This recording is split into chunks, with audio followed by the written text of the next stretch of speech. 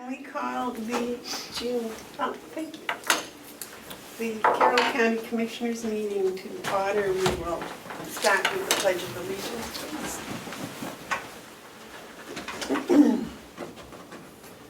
I pledge allegiance to the flag of the United States of America and to the republic for which it stands, one nation, under God, indivisible, with liberty and justice for all.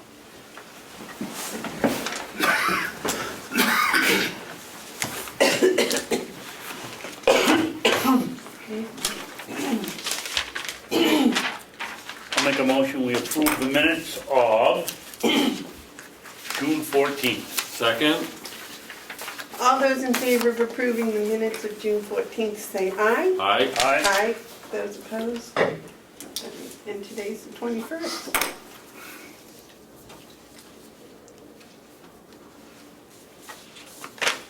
That's why you were a successful math teacher, right? 14 and 7. Oh. No, I know yesterday was the 20th.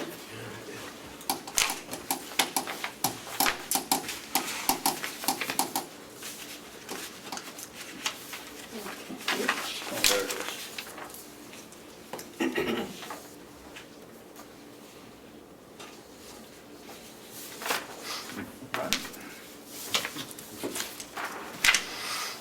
Okay, is there any public input? No. No public input. The first thing on the work session is the bid procedure.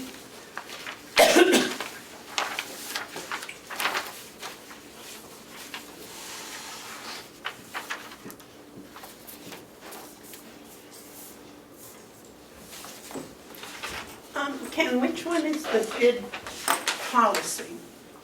Second one. Someone that says bid policy on it, Well, it's in the bidding process.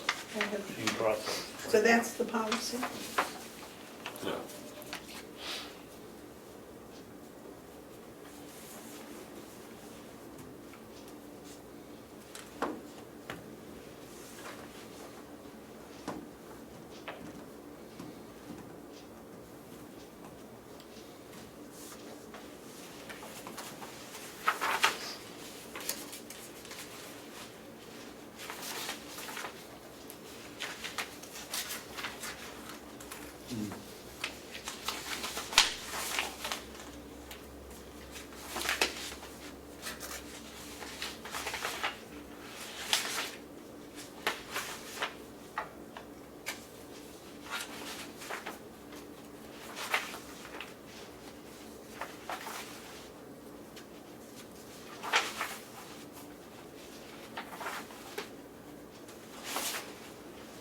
Is this different than what you gave us last week? Yes, I made the corrections that the board wanted.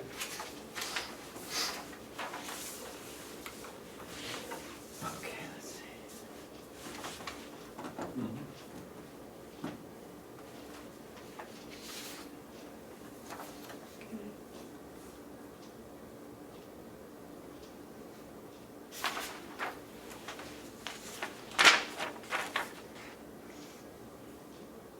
So according to this, the board doesn't have to approve the RFP?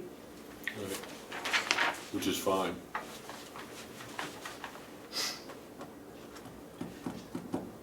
No, I bring it to you, and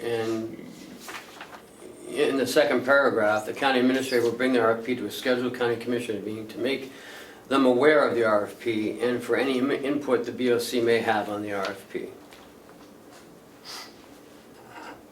Right, but not the approval. Well, it's already been approved. It's in the budget. Right.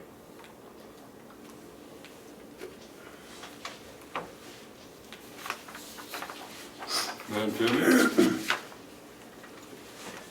Yes. get the ball rolling. I'd like to make a motion that we adopt the Carroll County bid/RFP procedure as submitted by the county administrator on June 21st, 2017.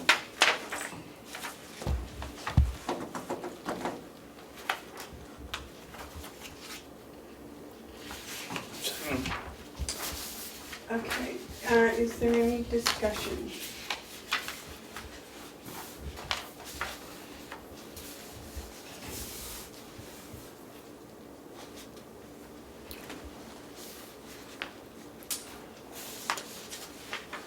If there's no discussion, I make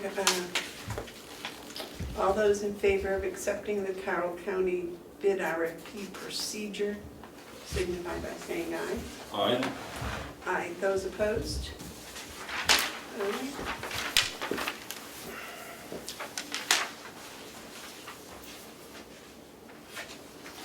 It's on the back.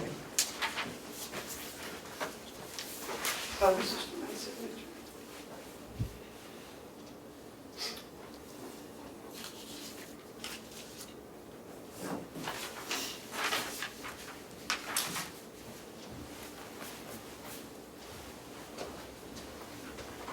Hello, Naaman. On the Eyes all right? Wow, Something must be up. must be a slow week. Well, you guys are exciting. Oh, okay. More exciting than bees? Not more exciting than bees, but still exciting. I enjoyed that. Thank you. That was a good article. Yeah. Thank you. When was that? Saturday? Yes, Oh, I didn't see it. Eamon is beekeeping now. Yeah, a little bit. APA ready. That barrier is more beekeeping. I'm more of the junior assistant. Yeah? Is Dave your mentor? That barrier from Tamworth. You know, it's really quite important. People may not be aware of the trouble that bees are in. Yeah, And that's gonna affect food production and all kinds of things. yeah. So we're helping out a little bit. I think our bees probably haven't got out much because of the rain. Yeah. How's it affect the bumblebee too? Okay, the next is the county bidding process. Can we change that to policy? You could add the word policy at the end, but Sure. I don't see that that's. Because it says there in the first paragraph, the following policy shall be the process. I don't.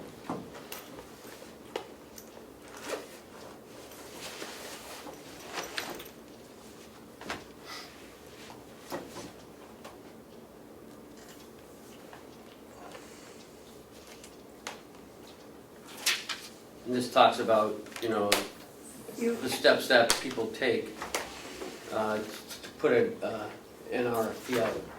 okay, so what you added was number 6, 7, and No. 8.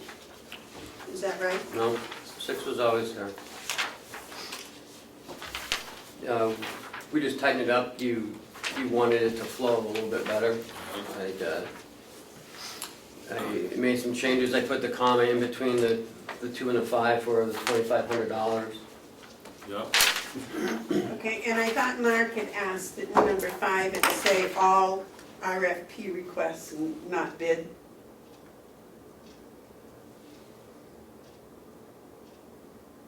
Well, it's RFP bid all the way through it until once it becomes a That's- bid, then.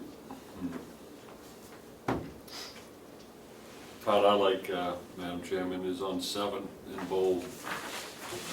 That's our escape hatch. Right.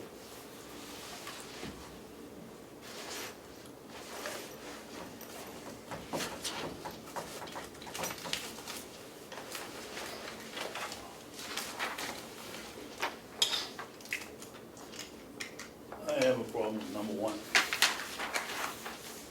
Same problem we had in the other one last week. Electronic format sent to at least 3 vendors. To at least, to at least 3 vendors, if available, that are interested in bidding. Well, You don't want to hold the process up because it says it's got to go to 3 vendors, and we don't have 3 vendors. sure, we also have vendors. We may not have people who may want to submit one, but there's always more than like 3 vendors. What's that, a vendor isn't a contractor or even a bidder, it's someone that might be interested, so. You can solicit 3, but from the yellow pages, 3 vendors, they may respond and say, "I'm not interested." Yeah, okay. I think the difference That's is right. between a contractor and a vendor. Well, in number 3, where it says the notice of bid may go Mhm. into local, there's nothing that requires that? No, So aren't we limiting the number of people allowed to bid? no. Yes, If you read down further, Mark? There could be circumstances where it's not necessary to put it in the newspaper. I'm thinking of the RFQ that we had for the energy work that we're looking at. You're not gonna get any response from people through a newspaper ad. These are specialized companies that they don't pick up their work by reading newspaper ad. They don't even look at the newspaper, except to read the sports probably. But there are times when you would want to go to the newspaper because it'll appear to local vendors who can participate. Yes, sir. and if you read the whole paragraph, it explains that. I mean, we're not required to put anything in the paper except a meeting notice for the delegation. So we want to make sure that people in the area carry this specific item. If no one in the county carries that item through an internet search, then why waste the $250 to put it in an ad in the paper? But if an internet search reveals 4 more vendors in the area, then absolutely, let's put it in the paper.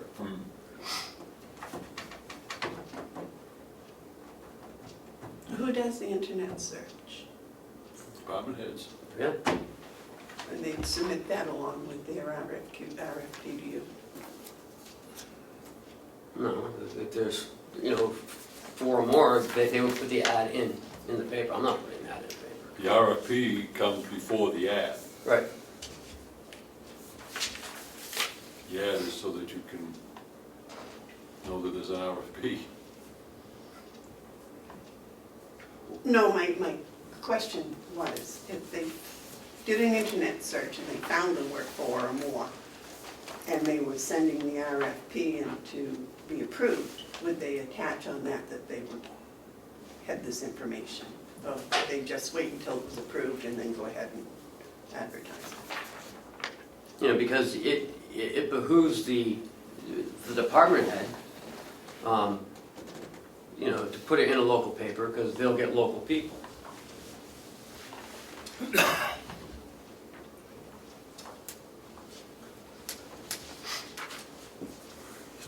But, this is the same thing we had last week. I just made all the changes that they Well, wanted. I must be in the wrong thing then, because the thing I thought was from last week, only had 5. So this may have been from before. 5 was the original bidding Original. process from 2015. Oh my goodness.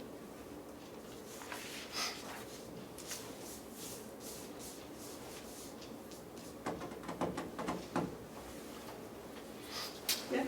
I want to ask Mark a question. Mark, you were the one who talked about number 7, right? You said that's our out. Yeah.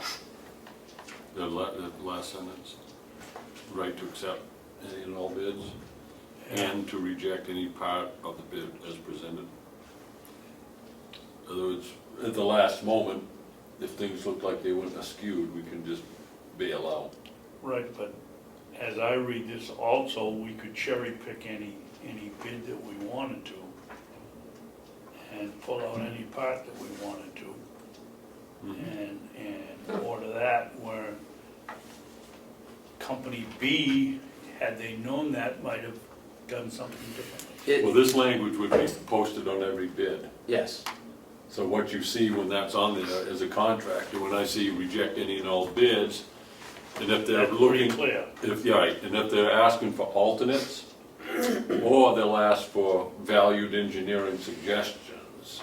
Like if you had a bid and it was like, whatever it might be, you don't put in 4 toilets, and you have it tied to a specific thing, someone can come in and bid on that, respond to that, and then as an addition, put in what's called value engineering. And if you did this, instead of putting in 4 toilets, if you put in 3 toilets and a urinal, you will save this much. And so then the board would go, oh, wow, we hadn't thought about it. The department heads, oh, we hadn't thought about it. So then you can take, because of this paragraph, you can negotiate. You would be negotiating at that point. In other words, you accept someone's job because they had that valued engineering component. And good contractors look for opportunities to kind of get the edge, during the award process. It's not always the case that the low bidder is awarded the contract. Okay, So that language is really, I mean, that sentence probably there is as important as any sentence in the whole thing, because it's our insurance policy. Keeps us in control. Why the asterisk? I don't, Because I want to make it bold and noticeable. yeah, I think that's Well, fine. usually an asterisk refers to something else.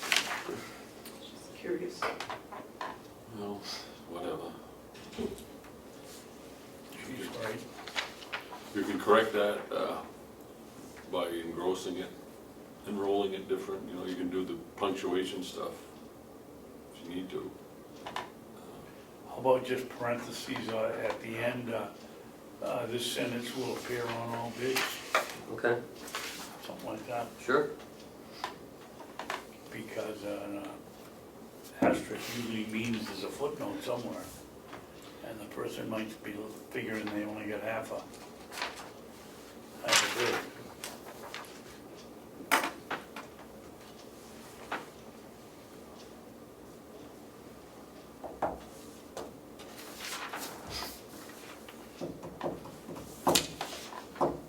On number 6, Mhm.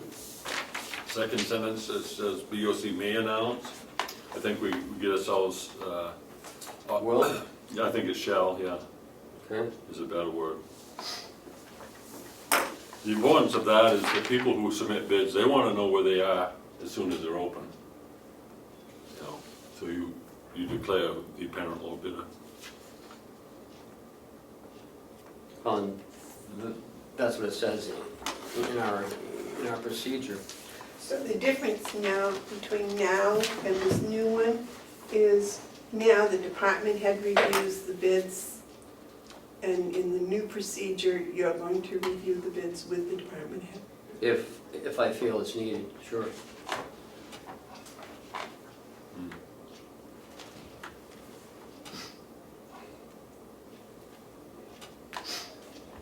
So you're changing may to will, To shall, yeah, I would say that we should, shall? yeah, shall. Okay. In other words, we will announce who the apparent low bidder is. So we'll read the BOC shall announce who the apparent low bidder is that what you are? Yeah. Okay. And the only other thing I would say about 3, about advertising, Mhm. and I have no idea of changing, I think it's fine. But when we're changing it, you ought to probably change the number 4 to write it out. But the value of putting it in the newspaper is one of communicating to the people what we're buying, what we're looking to contract with. So there is a value apart from just soliciting vendors. People will read and say, oh, look, they're redoing the carpet in the sheriff's office or something like that. But I wouldn't run an ad just for that purpose. It's-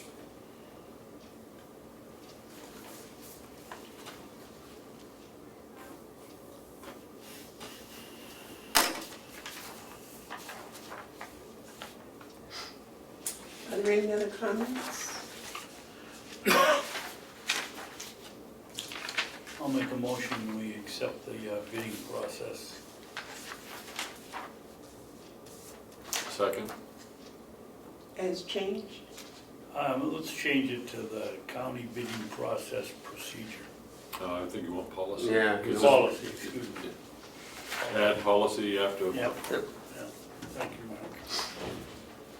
The other thing I thought we might want to do, what are you gonna do with that sentence? You're gonna put it as a, take the asterisks out? No, I'm gonna leave the asterisk in and then move it down, and this sentence will appear on all bids. 'Cause, Oh, okay. I like that, Okay. I like that suggestion. Yeah. I like that, I like that. This sentence shall be. Yep. Well, that's a nice way to start the day. We all like the same thing. That's early. Aren't you the optimist? Oh, it's gonna change. So the motion was made to accept it as altered. Yes. David? Yep. Okay. Do I have a second? Yes. Okay, the motion's been made and seconded to accept the county bidding process policy as corrected. All those in favor? Aye. Those opposed? All right, I'm in favor of it too, sorry. Madam Chairman, could I have a moment here? Question. Yes, sir. I don't know if we want to do that, just throwing it out, but what I notice sometimes is when we want to get this thing done, you go and retype it and come back. What I would thought we might try and do it this way is to vote to allow us to sign this out of session so we don't have another discussion about what this is. Oh, I was gonna sign it as corrected and let him reprint it. Is that all right too, or? Well, I need to. If we've already signed it, you can use our stamps, can't we? Okay, I just thought that sure. would make life simpler. Okay.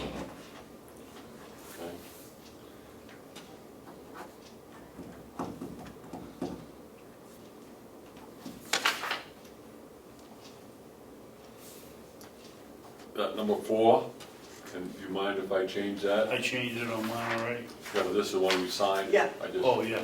What did I miss? it just, 4 should be, Four written I'm just out. gonna circle that, go up here and put the word 4. Oh, I'm showing it to okay. you because you already signed it. Yep.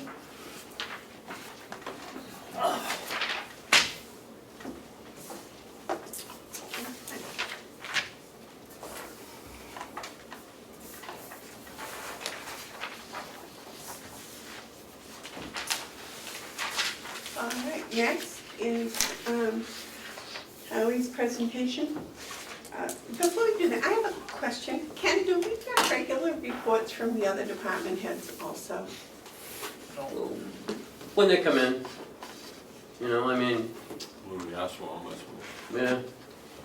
I mean, Howie's is, you know, I mean, I don't know if everyone does what Howie does. I'm compulsive. You really are.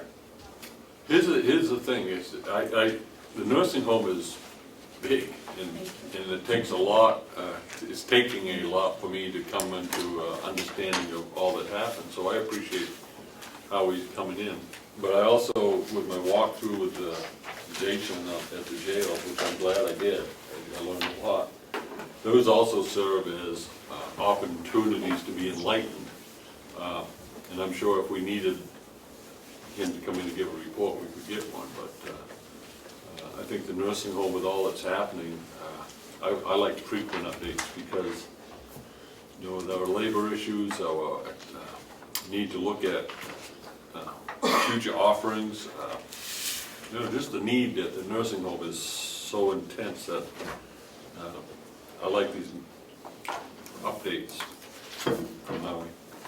Well, the fact is, I do this as much for myself as I do it for you, because I'm a firm believer you can't manage what you can't measure. So this is kind of like a desktop for me, so it's no burden for me to do it for you, because it needs to be done as part of general management anyways.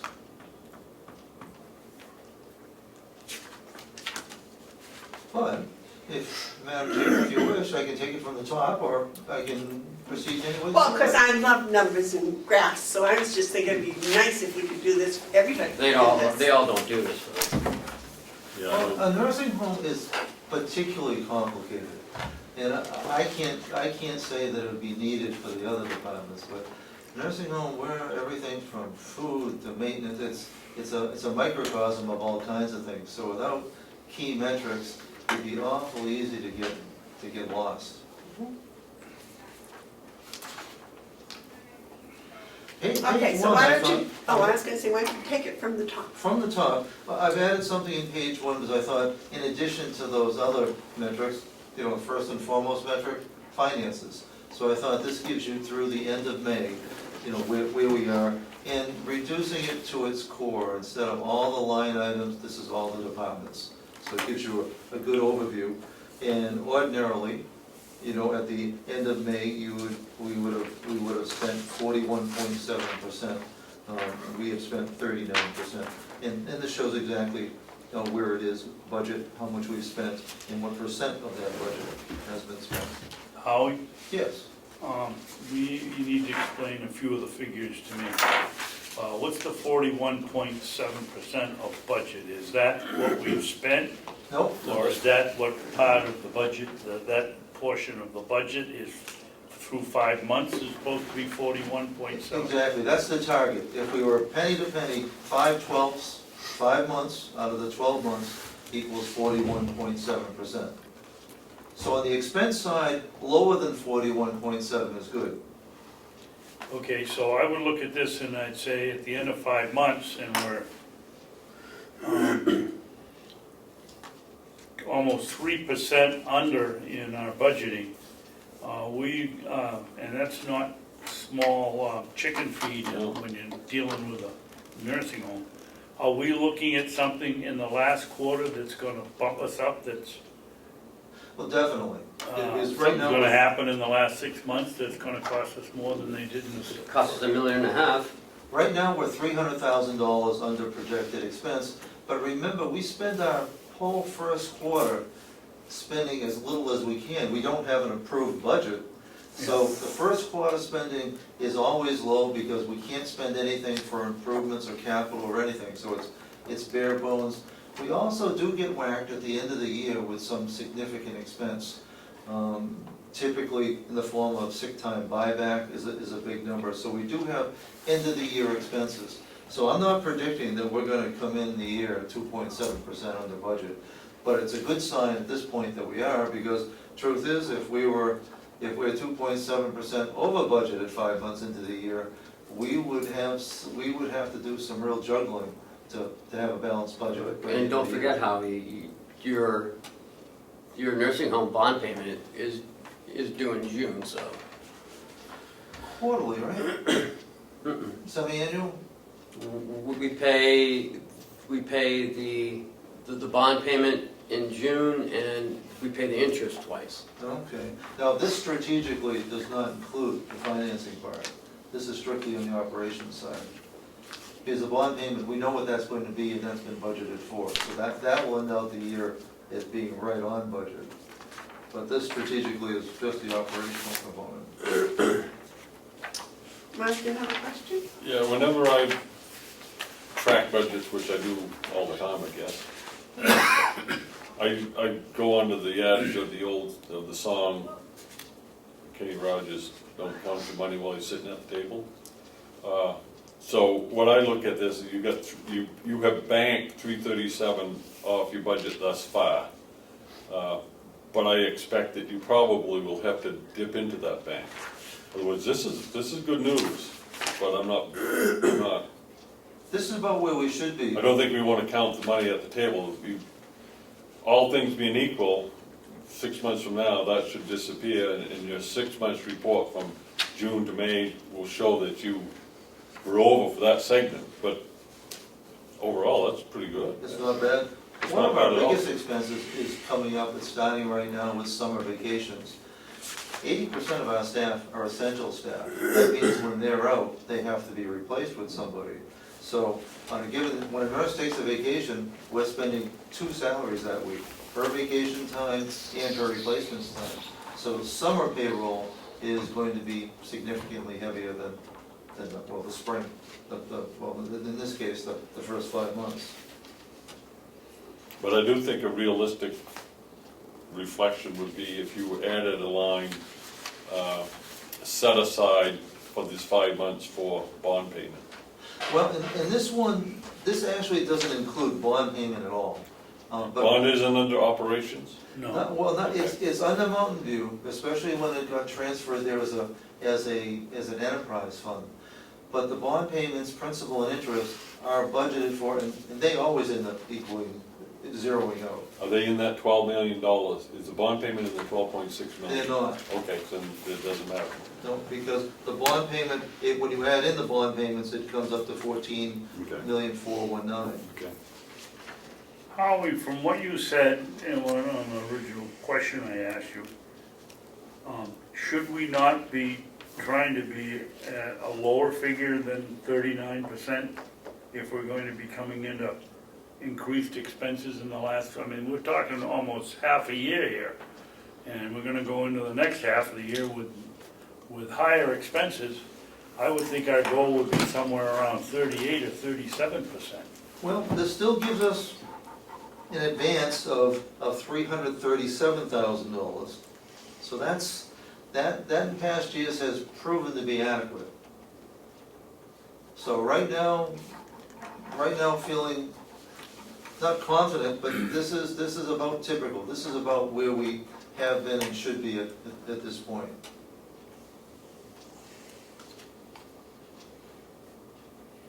Now, I added page 2 in anticipation of questions you're going to have when you see how, when you look at the nursing expense that it shows agency fees being high. What I want you to look at is the way we should be looking at nursing personnel expense, including agency. But agency is one line, overtime's another, and regularly scheduled are 3 others.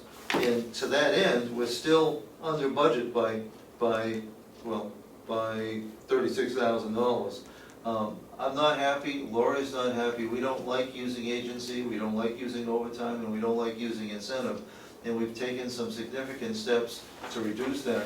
We've had a very successful campaign with advertising over digitally using Indeed. And that's had much greater results than newspaper advertising ever did. But there is still a nursing shortage out there.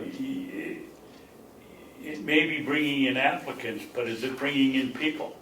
I mean, I'm signing bills down there it's $2,000, $3,000, $4,000 for agencies every week. Oh, it's huge. We've had one nurse leave. We've been able to transfer, replace her. We've hired another nurse this week. It is not just us. Sadly, we're looking good compared to the other county homes in terms of their staffing.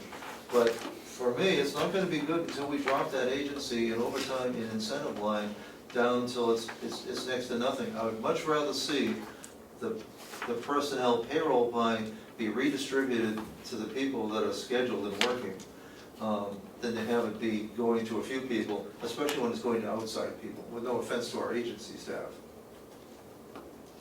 Mark, you have a question? Yeah, on your first page, under 5140 nursing, you show the 17 budget at 5.7. And on page 2, if I'm reading this correctly, it shows it at 4.5. So what's the discrepancy?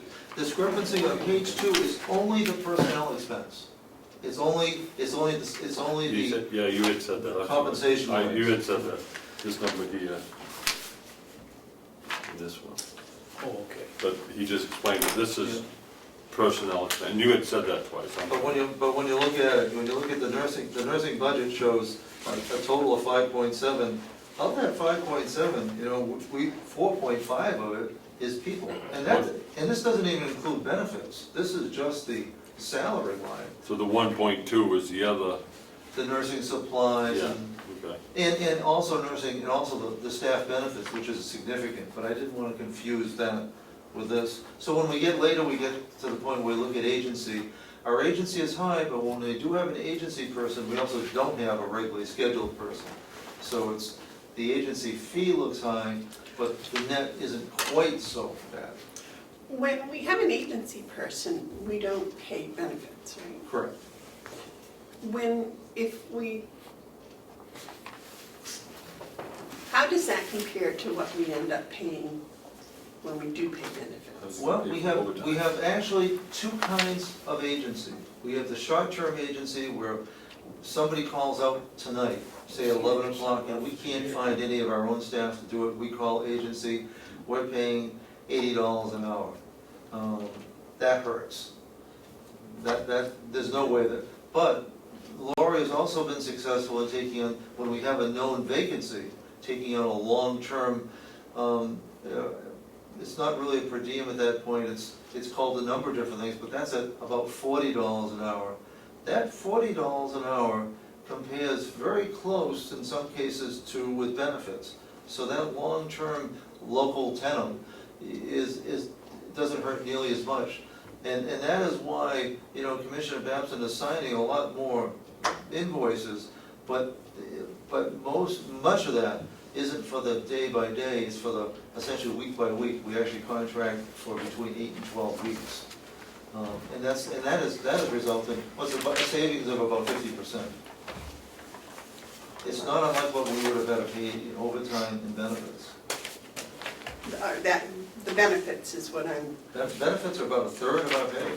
that's what I'm thinking. So I was thinking that if we're not paying benefits and we're paying $40 an hour, it's pretty close to what we pay with benefits. It's very competitive. You had a question, Dave? No, Okay. I think Mark did. Mark?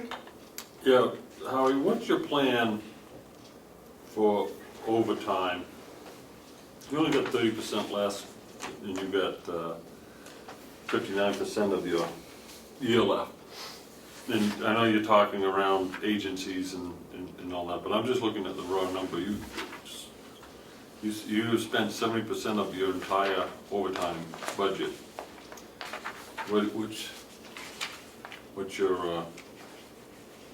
What's your expectations or plans on that? Aggressive hiring. The reason for overtime is that we have open positions. And those open positions, it doesn't take many for it to really put a hole in the schedule. It's, in fact, you'll actually see, well, actually I should lead to it. Excuse me, Howard, before you go any farther on that overtime includes non-union and union help, right? Or is it Correct, just? that's any overtime. Yeah. In nursing. Yeah, it's mostly in nursing now. So I guess my question would be is where do you take the money when you go over your overtime budget? Because at this rate, you're going to be over your overtime budget. We will, and at that point, we'd be coming back to you for a recommendation to the executive committee of the delegation for a line item transfer, not for greater dollars, but looking at this point, most of that is coming in L&A overtime. The L&A line item right now is at 37%, so there's money there. Okay, so it's safe to say that we can expect at some point in the near future a request for some transfers. Correct. Okay. But if you look at page 4, this gives you an indication of where we're moving, because we're taking it very seriously. I now track the overtime hours, and this is facility-wide. This isn't strictly nursing, but we are trending down. The last pay period did see an uptick, a modest one albeit, but overall, when we go back to March to June, we're seeing 150-hour per pay period, 75-hour per week decrease, and give that credit to Jen Dockham and our scheduler, who's aggressively working at how to minimize it. But we're heading in the right direction. It's not getting worse.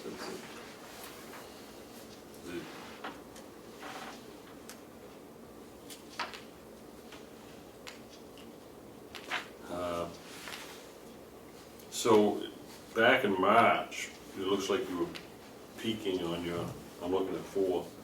It looked like you were at, that was the peak period of your overtime hours. And yet you would anticipate people in the summer taking time off. We've hired a number of new people since March, which is the real reason for this going down. Okay. Now, I noticed in the last couple, well, the last month it's gone back up a little, you had a dip on 520 to under 400. And now, 2 weeks later, you're up over.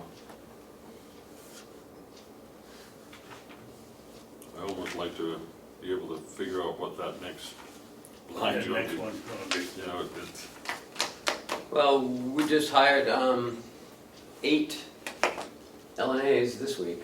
Yep, 8? 8, Yeah. Well, that'll have an impact on that. it certainly will. Did they all come from Indeed? Some were walk-ins, but the vast majority Indeed, because we've actually stopped doing newspaper advertising. It just hasn't generated any kind of leads at all. So word of mouth is still important, but getting out there electronically is the new way to go. And it's much cheaper, much less expensive. So Howie, on number 5, hours of incentive, I was under the impression that we don't pay an incentive for them.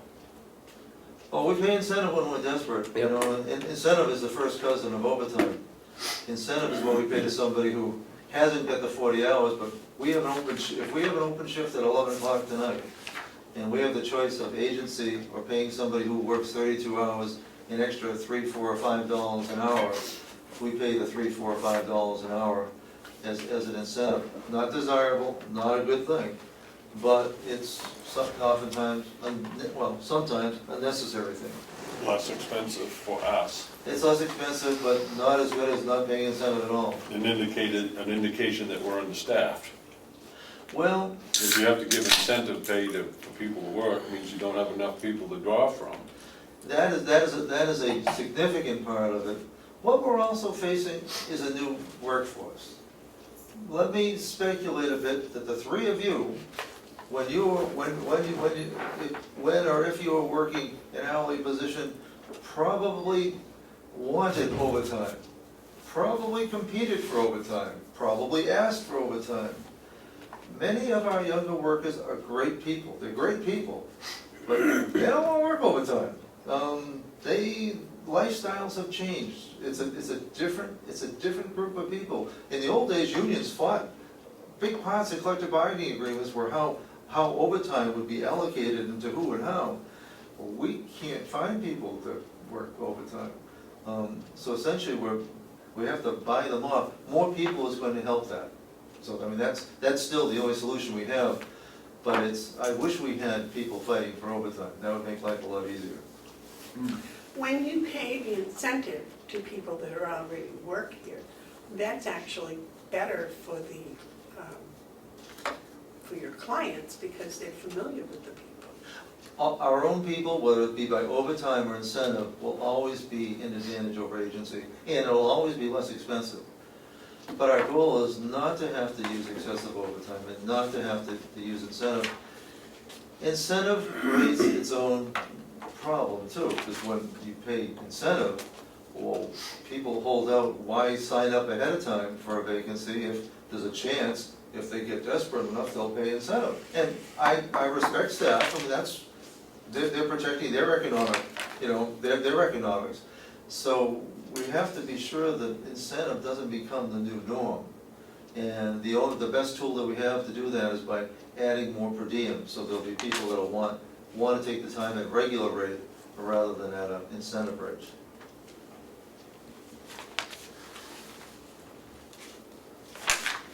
Howie, would it help us if we gave free meals to the person that's going to go from 8 hours now to 10, or we're going to pay incentive to come? Would sweetening the pot that way help?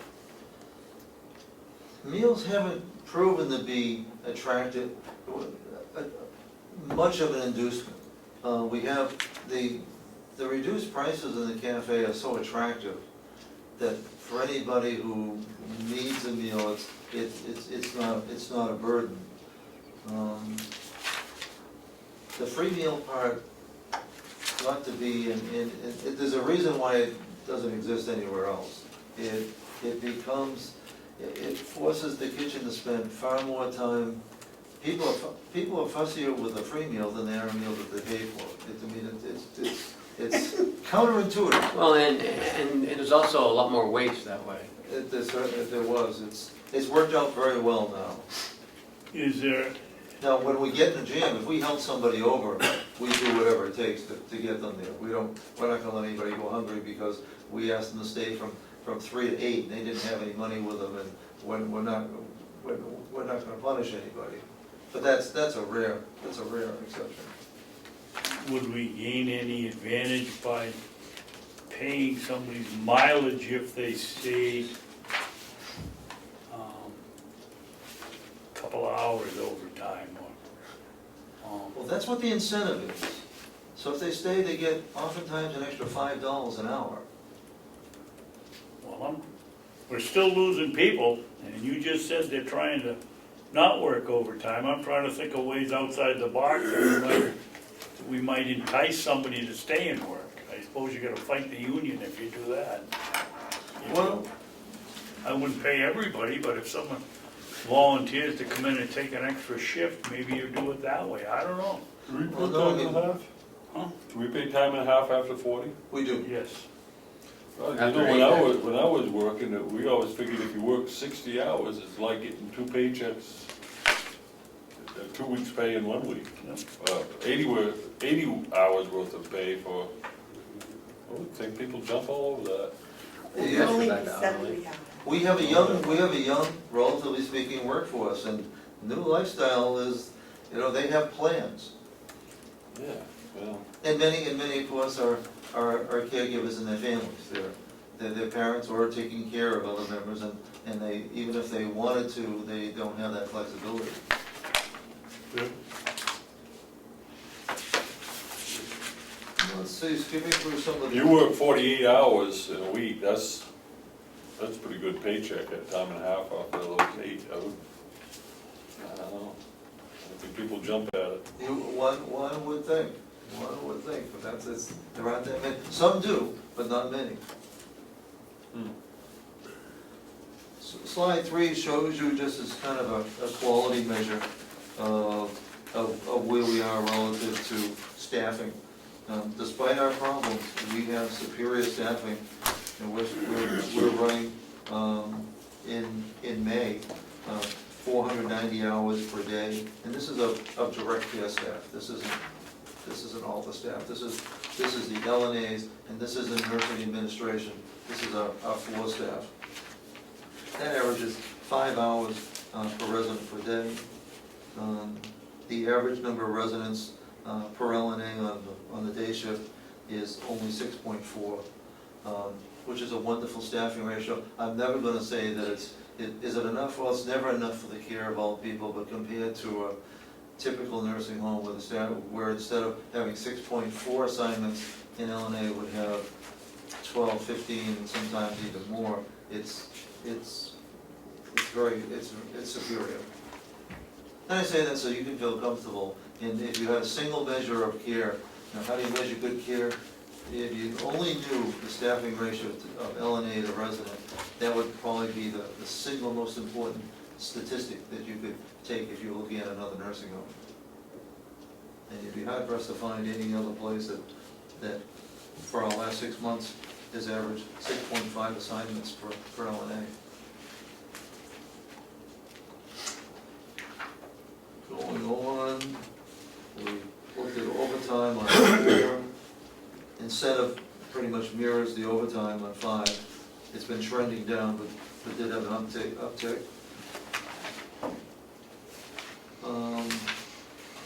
Skilled admissions per month do vary, but has been down and leveled off in May. It's, as you can see, even from year to year, it isn't a predictable amount per month. But that's admissions, that's not number of patients. Right? Correct. This is just the number of people who came in. In May, there were 4 new admissions. Now, skilled admissions doesn't say anything about the length of stay. It can be as brief as 2 weeks, and could be, it could be as long as 3 months, although that's very seldom. I would say 21 days would be getting closer to the average. Slide 7 is just the total admissions. 8 is discharges of all kinds, which is discharges to home and deaths. Skilled as a percentage of admissions. What you'll see, as the length of stay of skilled admissions goes down, the number of admissions goes up. So we're seeing, that same bed literally can be turned over 3 times in 1 month. So our long-term stay census figures haven't changed that much. 10 is unremarkable, 11 is unremarkable. What's interesting and have no explanation for is slide 12 with resident deaths, which has seen a marked decline. So that would also reflect the decline in admissions. Well, the actual number of long-term care residents hasn't changed. Our skilled census seldom goes above 5, and we'd like to have it at 10. The lack of resident deaths is unexplainable. I mean, it's not sustainable, of course, but it's... Nice. Hmm? Nice. It's nice. It actually is nice. It keeps us with very, there's a nice consistency to it.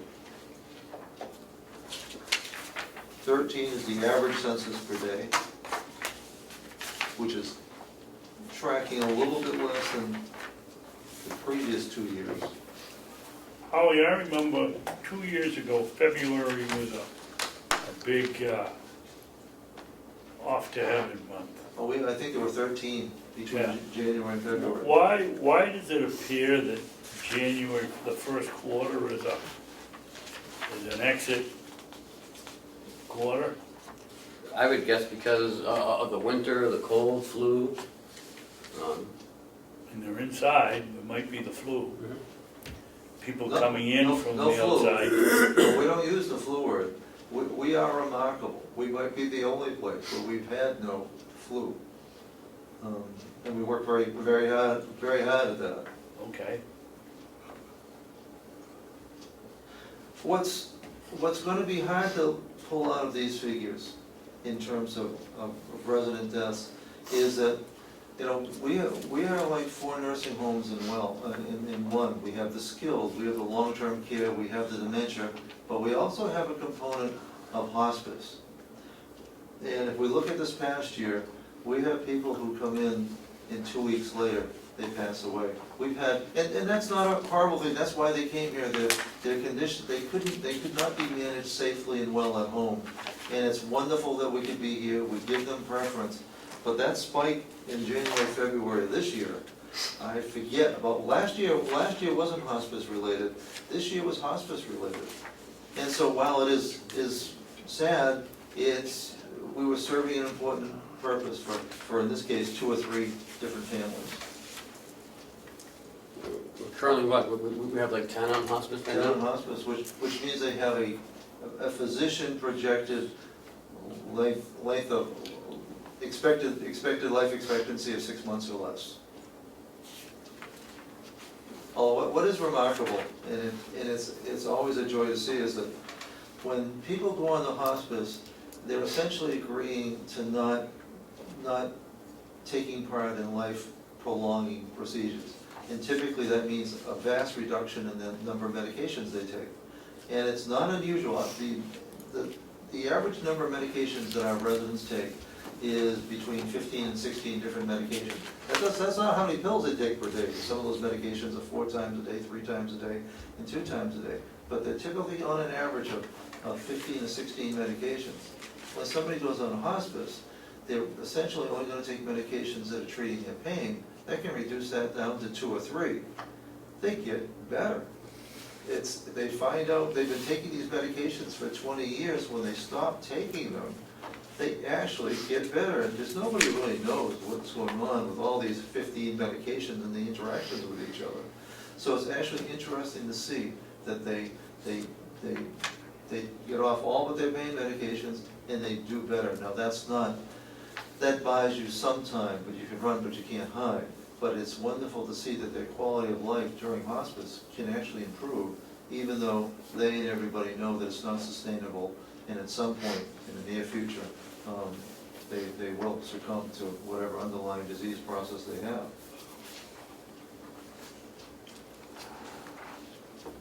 We get up to 14 and you can see the change in skilled census.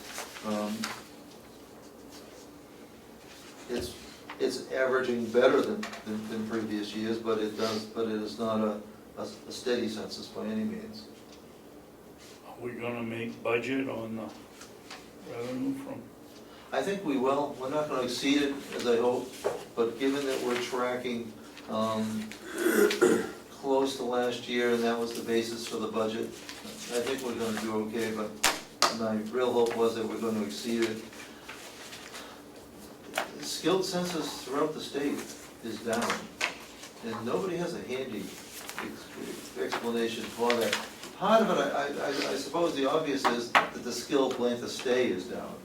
So when you have, and people staying 10 days instead of 20 days, that's a 100% factor that'll affect your actual census, because this is based on days, not just how many people. So, you know, people are getting very aggressive. They're getting out of the hospital earlier, they're getting into skilled, and then they're leaving skilled and being followed up with community-based care in their own home. And so it's a changing face of care, even though we're facing a demographic where there's gonna be significantly more people in our target age range, which for skilled is much broader than it is for long-term care. Long-term care, we're looking at residents at their mid-70s up. For skilled, we're looking at people literally from their late 50s up. They broke a hip. You can come to Mountain View, you can be 50 years old and come to Mountain View for your skilled therapy. What we're finding now, though, is a lot of those 50 and 60-year-olds are skipping over skilled care altogether and getting home care, or going to outpatient physical therapy because they don't want to go anywhere. 15 is our Medicaid census. which How is- is the left column, vertical column, I assume is percentage? Let's see, the skilled census, that's actually, No, Medicaid census, Medicaid. Nope, that's actually numbers of people. numbers of people, okay. Numbers of people.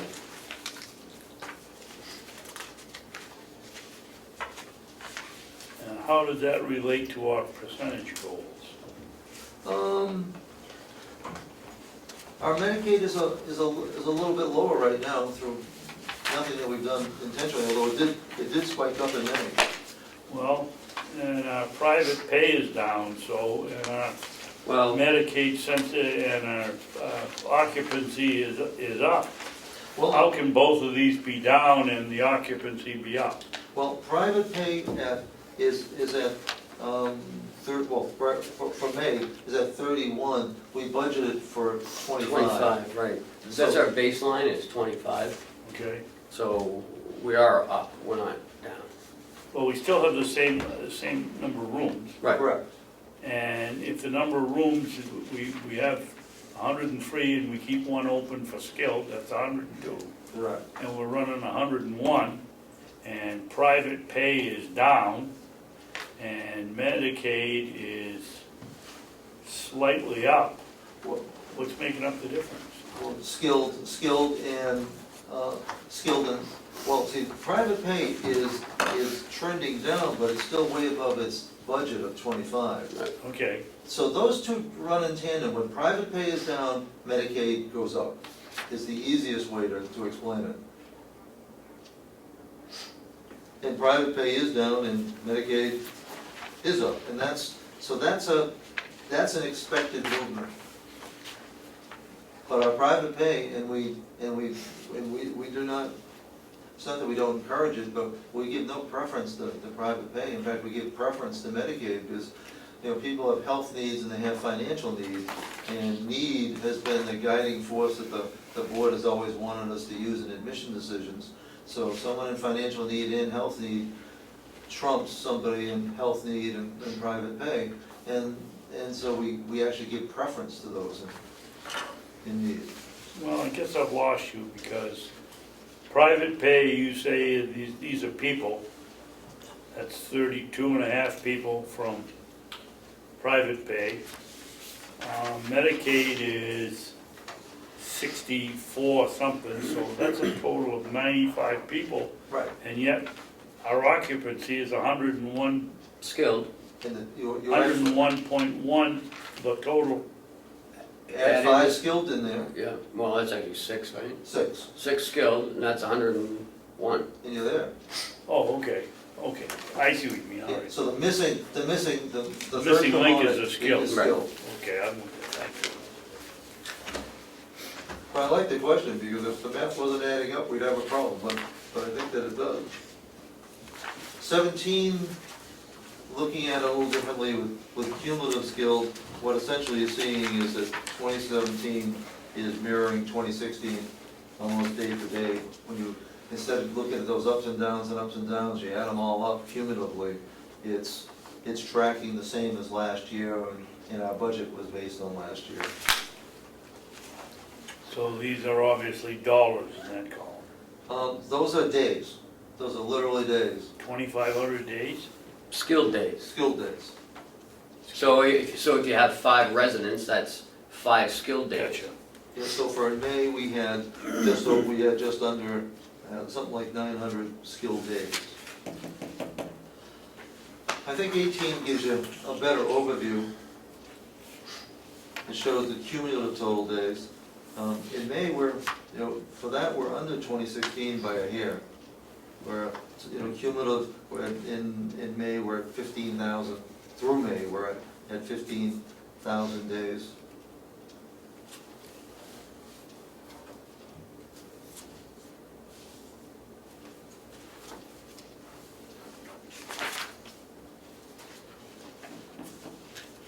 Nineteen shows cumulative private days, and that's, here, I think you can see more clearly that, this is the bright spot. It's been trending all year above the previous 3 years.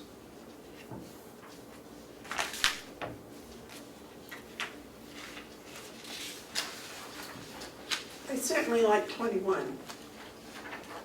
The unscheduled staff absent, that saw a nice reduction in April and a slight bump in May.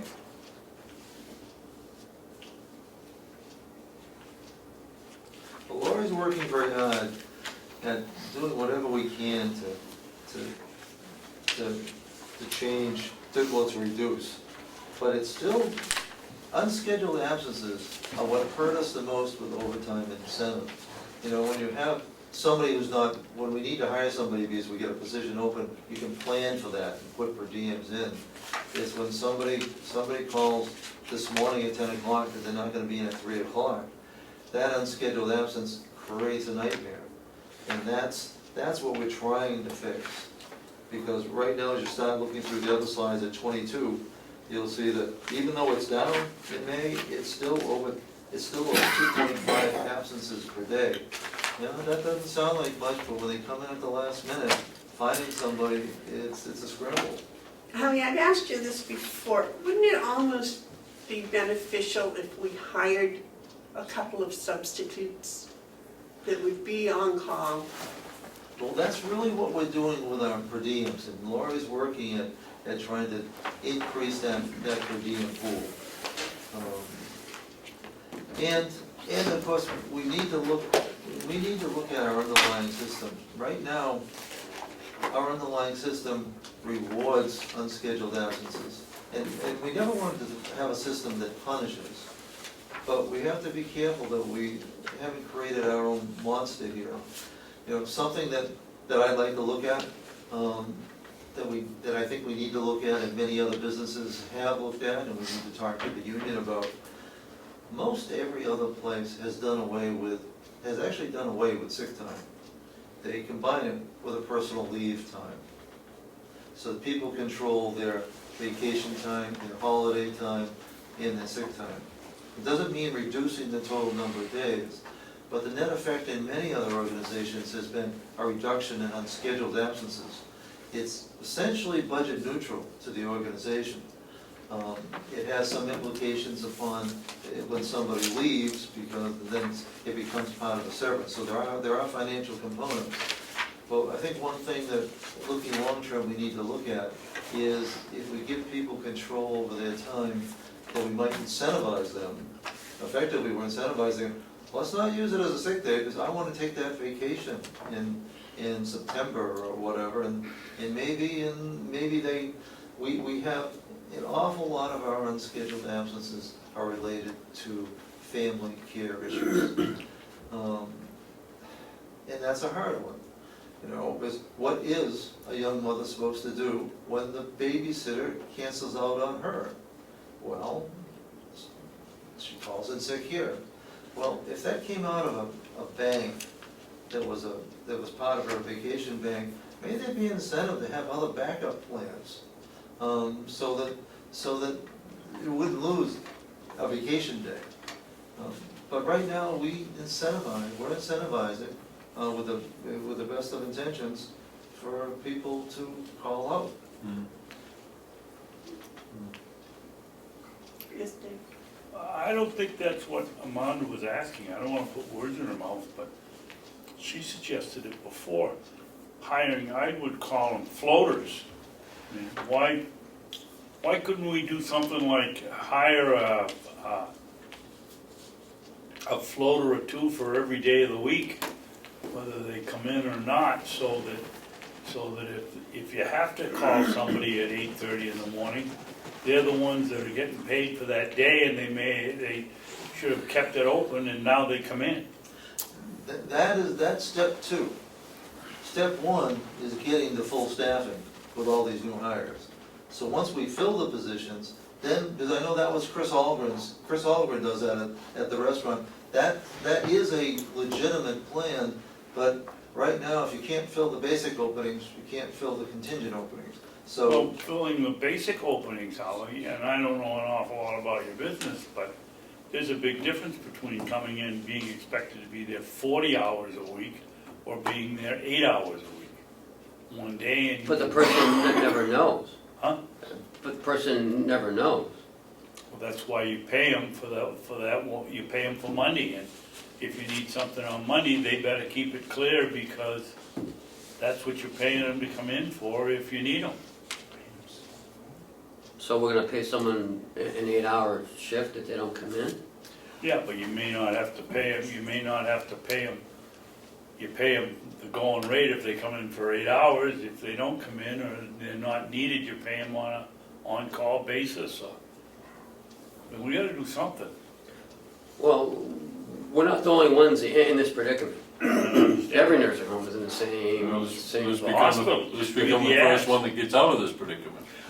Well, I know in the school system, we had a terrible time with absenteeism, and that's what we ended up doing. We hired 2 substitutes, Permanent substitute. and on their days, they actually would come to school, and there was always work for them. If a teacher wasn't out, there was office work or filing, or there was something. And I believe that they were paid every other week. I'm not sure how the pay went, but I think they were paid an on-call, and then if they came and worked as a substitute, they got one rate. And if they came and did fill in, and then they could leave at noontime if there wasn't something available, they got a different rate. But that was very successful. And the nice thing was we had the same substitutes on a regular basis, so that they became familiar with the school and with the students and things. no, that is an interesting option, but it would only work after we get the full staffing. Right. So right now, that's our first goal, is get the full staff, and get all the scheduled spots filled. Then, because that's where we need them the most. And then, looking at a on-call or a backup position certainly makes sense. And I know that's been proposed in the past. Chris Algren was a big advocate of that. But we're at least a month or 2 or more away from that. Once we get the full staffing, then we have to, we have to find a different way. Are you still getting responses to you Indeed ads? The Indeed, the paid part of the Indeed ad ended on Friday, and I'm gonna be meeting with Lori today to figure out exactly what we need so we can re-advertise again.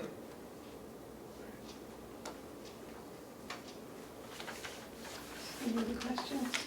No, I'm dead, but I had something I wanted to run by him. Just done with this. Well, we're running a little behind time. We had another appointment at 9:30. So why don't you get to that?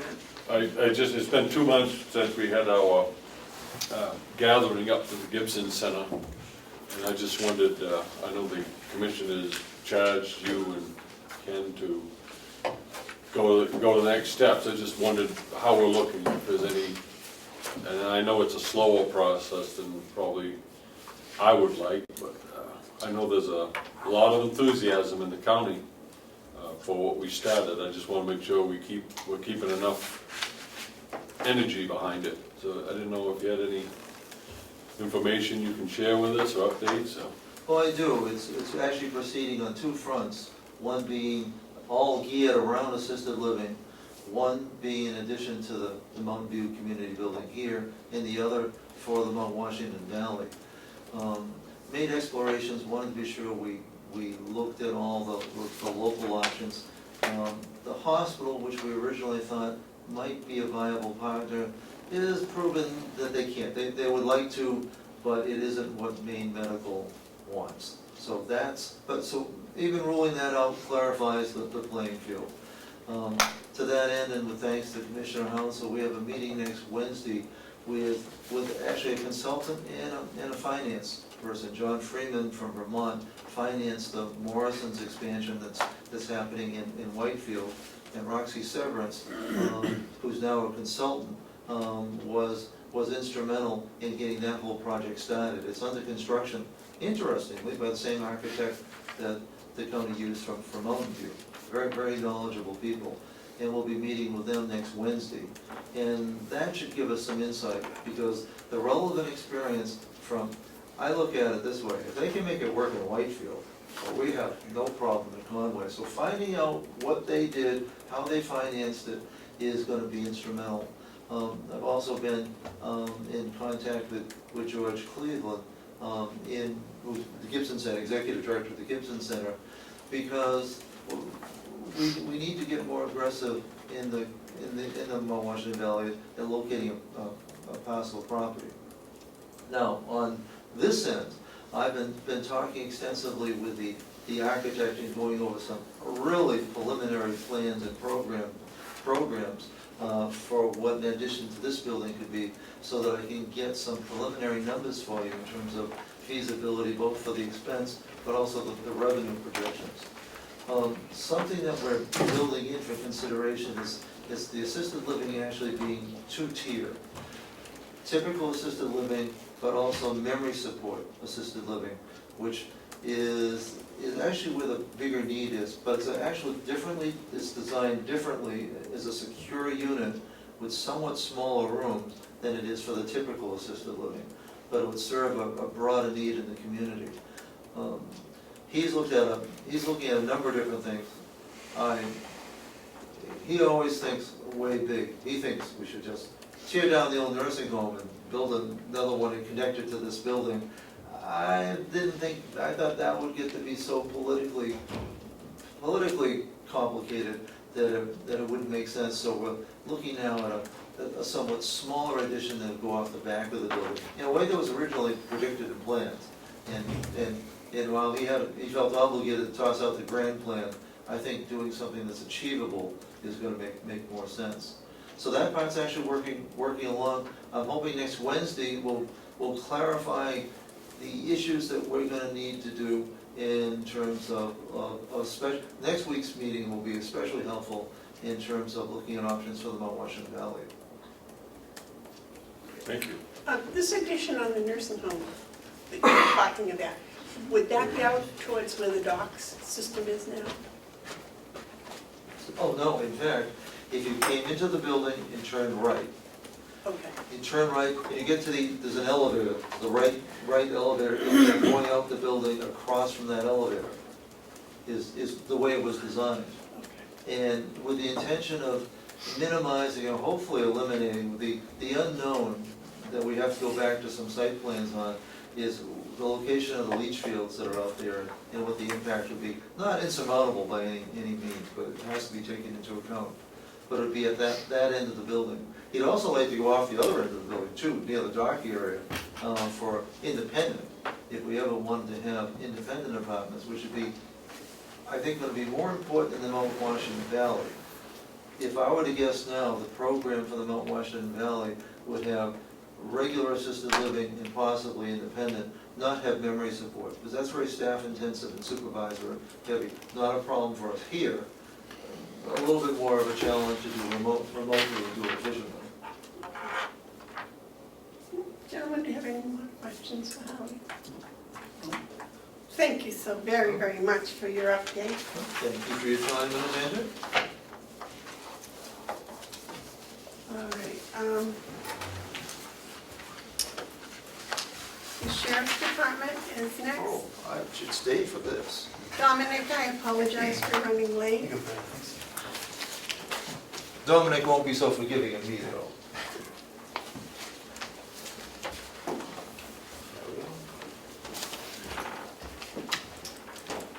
I guess you would like to give us an update on your work with the Tamworth Selectmen and Police Department. It was at your request, but as you know, I met with the Tamworth Select Board at the town meeting last week, and I have another meeting with them tomorrow afternoon. But they are on board as far as giving the Sheriff's Office administrative oversight of the police department at this point, and begin a process to hire a police chief, with them obviously included for the final decision in that. So that's where we're at right now. We'll assess the sergeant that is in place right there to see what he is able to do. As you know, I spoke about prosecution to assist him. And hopefully he is at a point in his career where he can handle the routine speeding tickets, traffic ticket violations in the court, but we are going to assess that this week. And obviously in further trials, then we would be willing to assist him.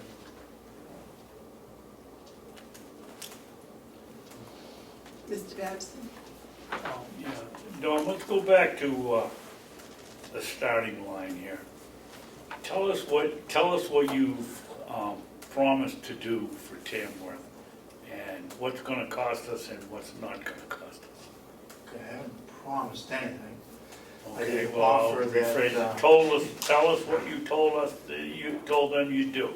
I did offer that we would go in and administratively handle what needs to be handled as far as on a weekly basis, which might include a couple hours a week, either with myself, the chief deputy, or the lieutenant stopping in at the PD, making sure that any 91As, things like that, are getting handled properly. Also, that just the checks and balance, primarily for the sergeant that's on duty, and for the selectmen to have conversation with, even though there isn't a chief there, it would be us, to see what their needs would be or wants. Are you going to get paid for this administrative service? No, we are not. Why? Because we have done it for other departments. Like who? Jackson, Okay, and that was what, 60 days? that was. We're talking about a year and a half or Yeah, 2 no. years here with But it Tamworth. hasn't been a year and a half, it's just been since last Thursday where I've been put in place as the administrator. So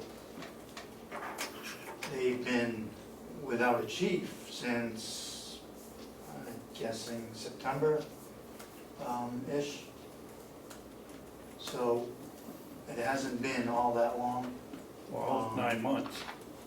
but they do have a police department.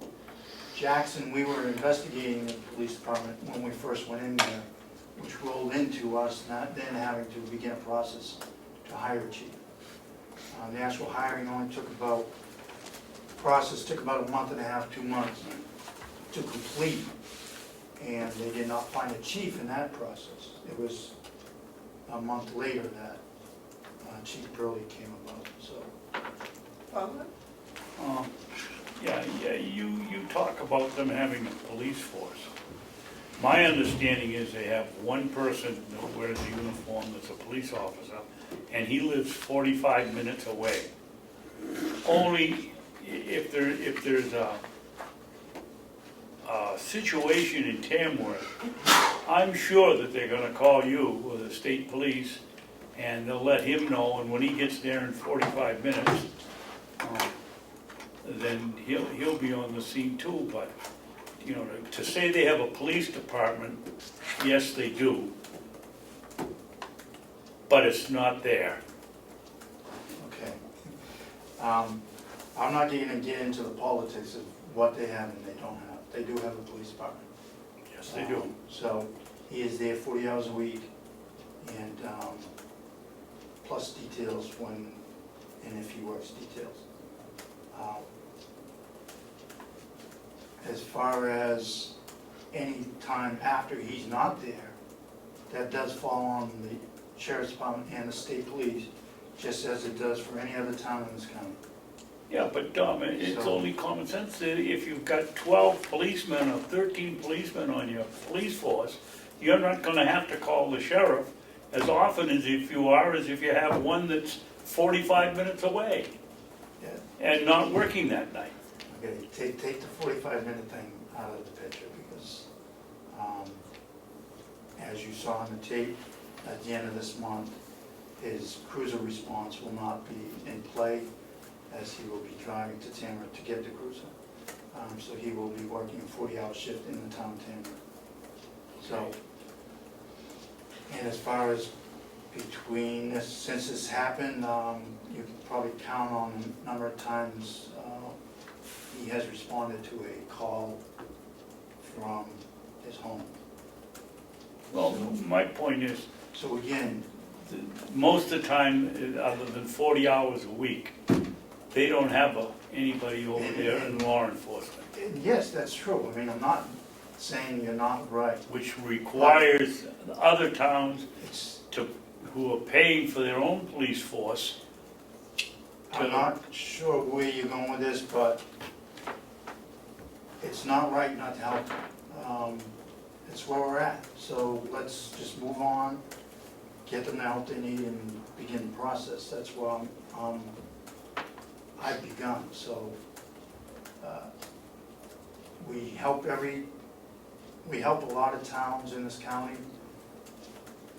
every week. So I'm not against helping. And the more we begin to get this done, the quicker it's gonna get done. I just have one question before Mark's comment.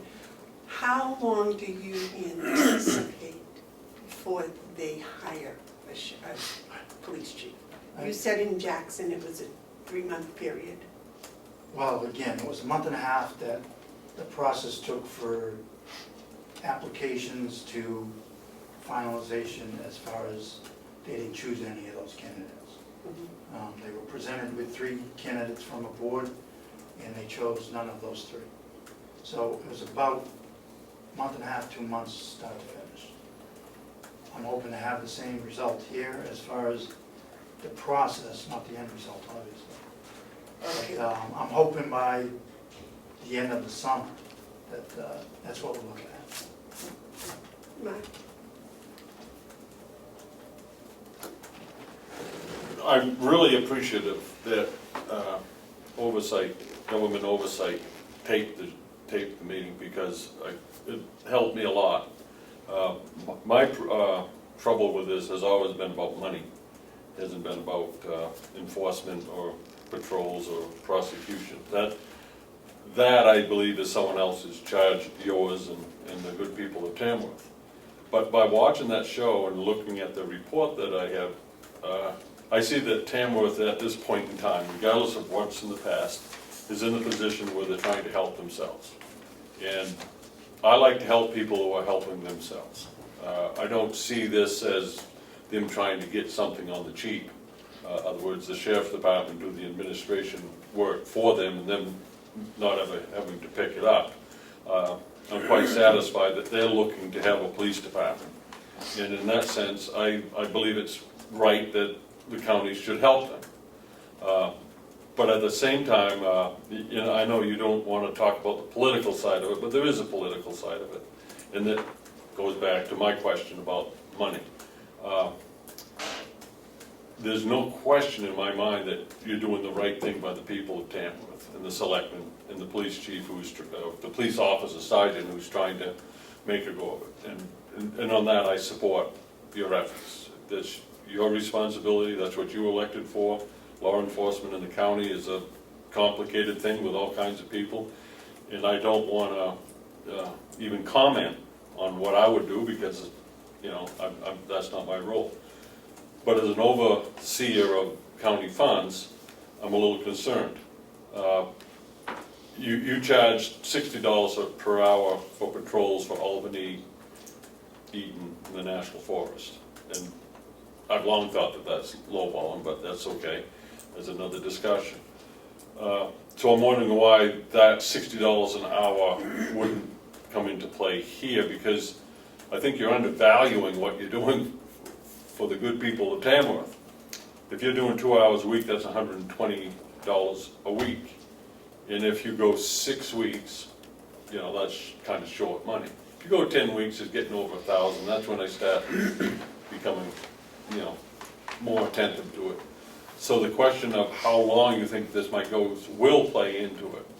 But I was wondering, just for the sake of future stuff, if you would keep a timesheet and a record of all expenditures, all time given to this, so that when we're getting ready to look at next year's budget, we have a better handle on cost and expenses. Because I commend you for doing this. There's no question you're doing it for the right reasons, and you're doing it in a professional way. But I think, for the sake of the whole county, every town, every taxpayer, that we need to look at the propriety of charging for this extra work. You have very distinct duties as the sheriff, and I wouldn't want to get in the middle of that, but this is extra work, just like patrols in Eaton, just like patrols in Albany, just like patrols at the National Forest. I'm not saying we're going to charge them. I'm just saying there's a value to it, and if you could keep track of that value, I think it would be very helpful going forward. Because if we are seeing a trend, an emerging trend, where smaller communities are looking to the county, and Commissioner Babson referred to it as a slippery slope, seems like there might be something to that, and I think we just need to have a handle on future costs. So I'm wondering, would that be a possibility that when this is all done, you give us a report of how much time you spent? I can attempt it. And I'm talking about, you said 2 hours a week, so it should be hard I can to... attempt to keep track of what hours we provide. I will agree to disagree with your theory, but of why. Okay, well, I want to hear your reason why I'm off, because if I'm off, I want to know. I just think that they are part of the county, county law enforcement. They have chosen to go with the county instead of outside agency as far as helping them out. In the end... But that's because you're free and they're $85 an hour perhaps. No, it's not. No, that's what they say. In the end, when this is finished, or as quick as this gets finished, it helps out the whole county. It doesn't just help out town Tamworth. How does it help It will- out Conway? How does It it will help help out? out. How does it help out Conway? You say it helps out the whole Conway, tell me how. It helps out for anyone that may have to respond to that town, which includes every town that surrounds them. Because as you heard on tape, that responses can be from sheriff's department, state police, or any surrounding town for mutual aid. When was the last time Conway went to Tamworth? So- on call? Again, what we do in and around the county helps out every little town. So if we're stuck in the town of Tamworth and Connie wants to help on a transport, it makes us more available if we're not in the town of Tamworth.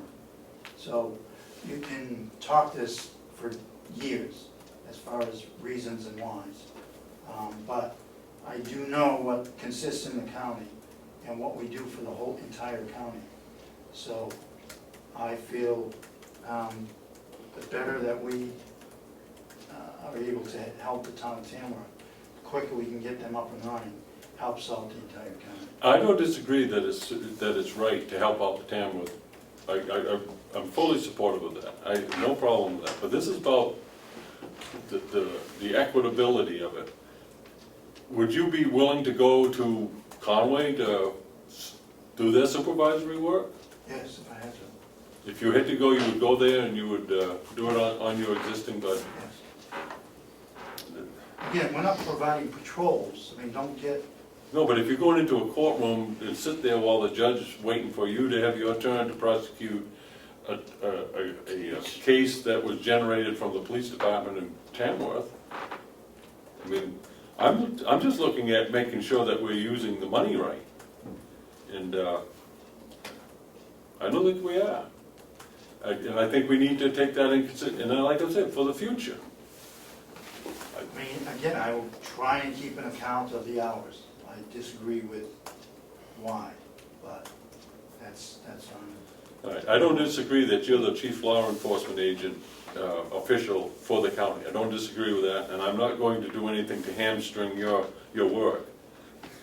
But are you disagreeing that the commissioners haven't got oversight over all the funds of the county? Well, I did not say that, but So then, I don't, I'm operating within my budget. It's not costing my budget any more than it would if we weren't doing it. So, well, if, I think you don't factor in opportunity cost in your assessment, Sheriff. I think what you do is you undervalue what you can offer. well, I disagree with the theory that we should be charging for assistance.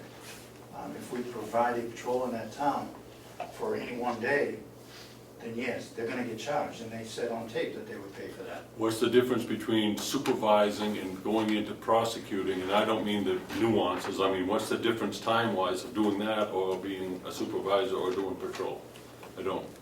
It's just It's time. it's time for me being here, yes. Time for you being where? Here, so I mean, here. every little time is time, there's no doubt there. But is it right, is it proper? I just disagree with the whole theory that you think there's nothing, or you may have a feeling that there's nothing that we should be doing if we can get $1 for it. I don't think we should give away something that's valuable. That's where You think you should give away something that's valuable? I'm in this We job, disagree. whether I do 2 hours a week or 80 hours a week, I'm paid the same, so. I understand. I guess I'm not making my point across. It's not just you and how much time you're spending, it's the support that's necessary for you to do your job. That's all valuable stuff. And if I think we're overreaching or overdoing what is in our abilities within the budget, then certainly it's an issue, and I would address that issue. And a good way to do that is having an accurate report of what And this I all will- costs. Again, I will attempt to keep that account. And I don't know if that We would may be, lose an hour here or there. I'm not worried about that, it's not so much determining what it costs, it's determining what it's worth.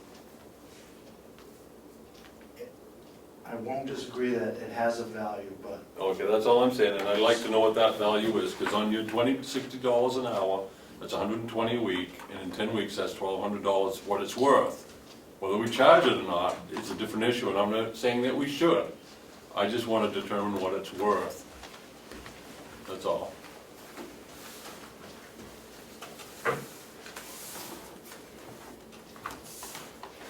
I would like to make a comment.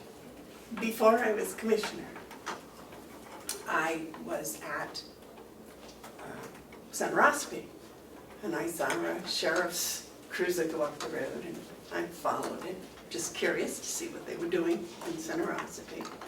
And they were answering a call, and because I was curious as to why they were answering a call in Center Ossipee, my research showed that the Ossipee police were actually in Wolfboro assisting the Wolfboro police, and therefore the sheriff's department had covered the call. And very shortly thereafter, the state troopers showed up. And then they handled the situation until the Ossipee police officer could get there. And it took me a while to understand, but that's what the mutual aid of the county sheriff's department idea is, that when any department can't respond to a call for whatever reasons, the sheriff's department does if they're available. And I was impressed, because I had kind of thought the sheriff's department only delivered papers. So sometimes I think discussions like we're having now is good for educational purposes, to help people to see. And it's my understanding also that you are on salary. Is there anyone else in your department on salary? Chief Deputy is. So if you or the chief deputy put in extra hours, it's your extra hours out of your salary? Yes. It doesn't add to the budget? I see. Were you aware of that, Mark? Oh, I absolutely, I know the difference between cost and value. It's all, you know,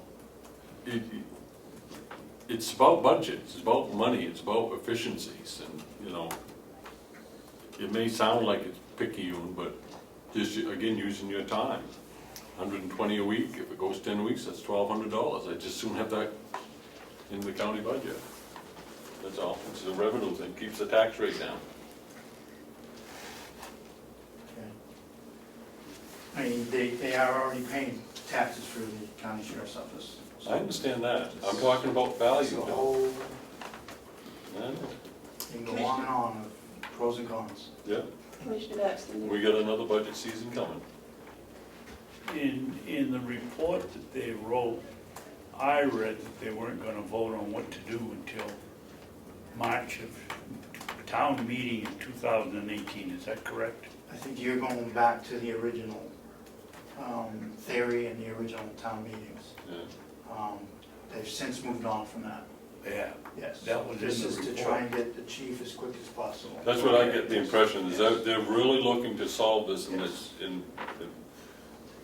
And I think that the selectmen, from what I saw, I interpreted it as being very gracious about notifying that there was money in the budget, if there was necessary expenses incurred, et cetera, and I did not get a sense of penny pinching, but that was just my interpretation. I don't believe in any way, shape, or manner the people of Tamworth or the selectmen of Tamworth are looking to take advantage of the county for financial reasons. I don't believe that's the case at all. I think what they have is a public safety issue that the sheriff's department has properly stepped in to help them with it.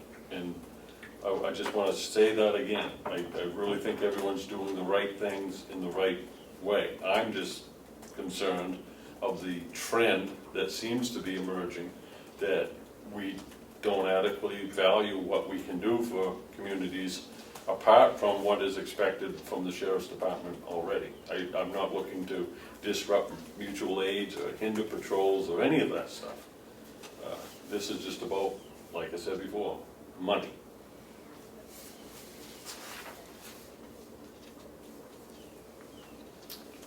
Any other comments for Dominic? Yes, Stephen?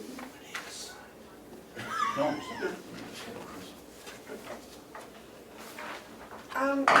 Dominic, would you take a public input I question?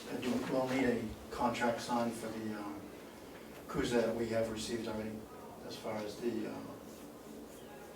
Ford Motor credit. So, it's already in the budget on that, so. You need a Cost motion? is equal to what was proposed in the budget. Did you get my email about the letter? Is this something we're supposed to sign? I believe so. That means we need a motion.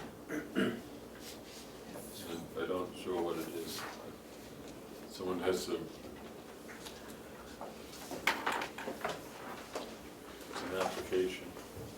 Ford Motor, is that what this is? Yeah, it's just the application process for the Ford Motor credit for Yeah, the I mean- 4-year I make the full motion, payment lease program. I make the motion that we authorize the chairman of the Board of Commissioners, is that the right one to sign it? Do you want to sign it, or who signs it?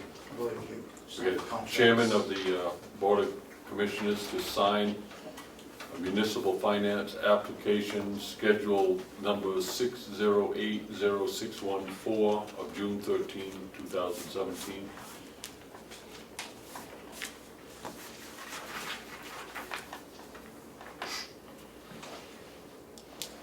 Is that for one vehicle or two? Did you get two? Jill got two.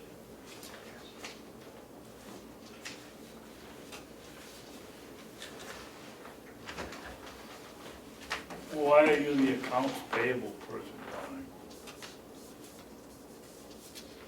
I think that's just the account for the Ford credit. So if we don't That's how want it's to pay, always, he has to. that's how it's always been in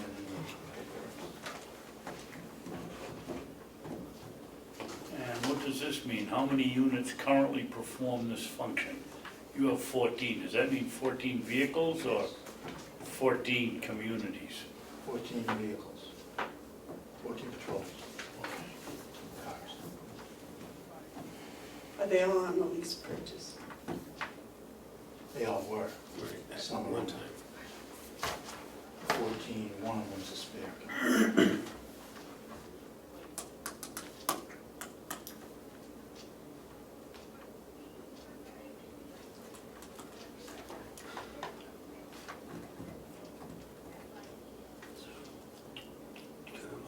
Ken, have you seen this?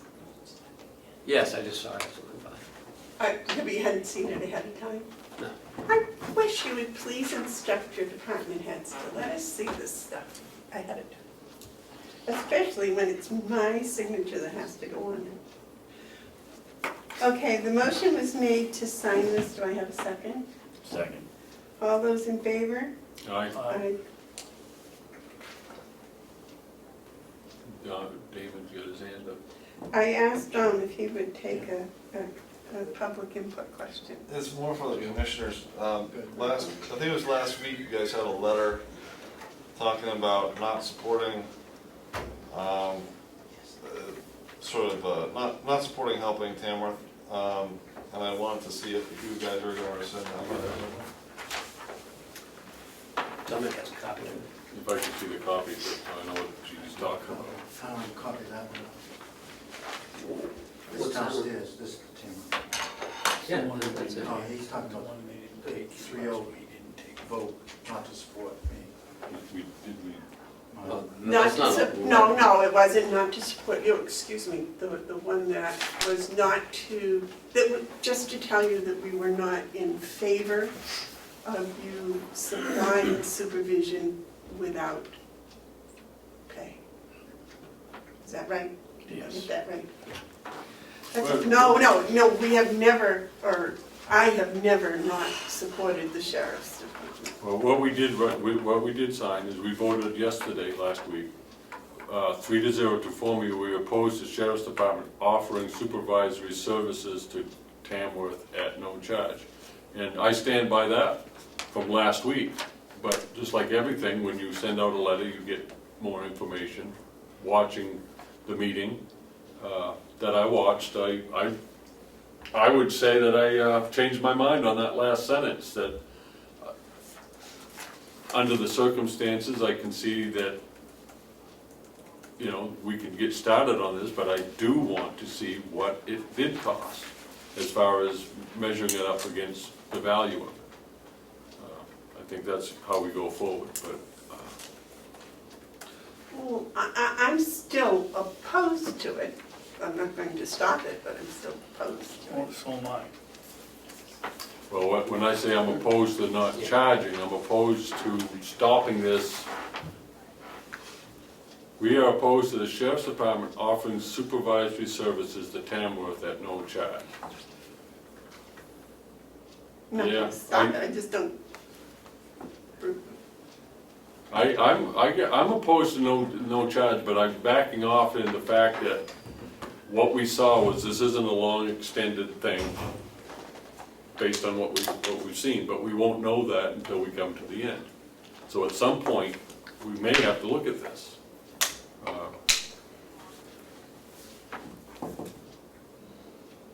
We did vote 3-0 to formally oppose the Sheriff's Department offering supervisory services to Tamworth at no charge.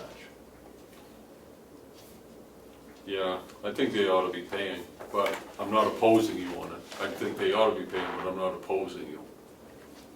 I just think that's you're the wrong. way the board feels. I just think you're wrong. I think you ought to be charging them, We're not gonna bill them, so. but that's okay. I'm not opposing you doing that. Just wish we were getting some money for it. Well, and they were very gracious and very magnanimous. Maybe in the end, if it all works out well, they might decide to give a donation to the Sheriff's Department. Who knows? But I will not count on anything. I just, but I also wish to apologize, it just dawned on me, that letter and that discussion came last week after a non-public, at which time I did tell John we weren't going to do anything public. And the filming ceased.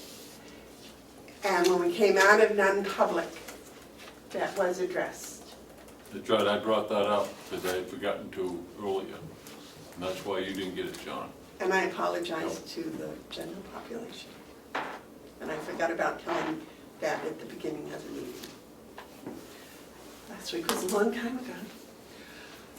Yes, sir. Well, just to follow up, and I know you've made your positions clear that the letter was sort of advisory and not binding, but and maybe a question for Ken. Would it be proper of the commission to make another motion saying that that letter is advisory and not binding? The Board of Commissioners could do what they want. I mean, I'm not gonna. It just says we have an opinion, and that is we oppose it. So, I mean, if he starts doing what he wants to do, and your official vote is you opposed it, could that get into a quagmire? No. The Board of Commissioners have no authority over law enforcement. I mean, if he wants to, It's just nice that he might know our opinion, I would think. Because if, for example, he gave us a bill for $50,000 that wasn't in the budget, we would say no.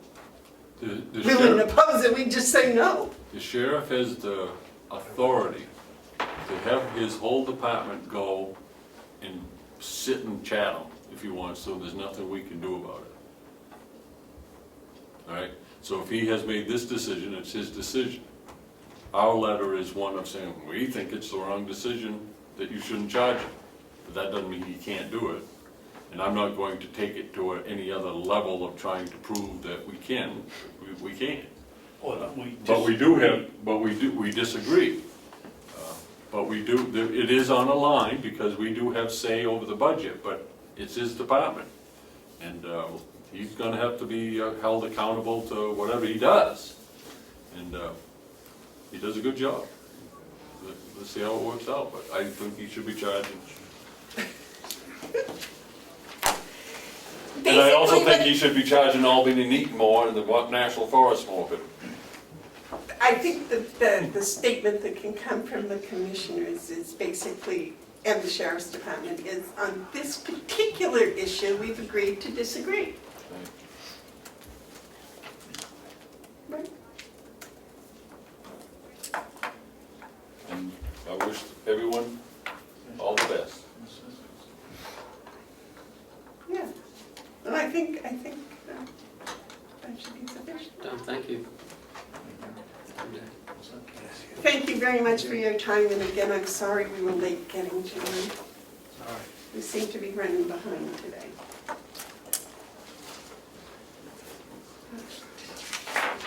And the next on the agenda is the Registry of Deeds. And again, Lisa, I wish to apologize for running late today. No problem.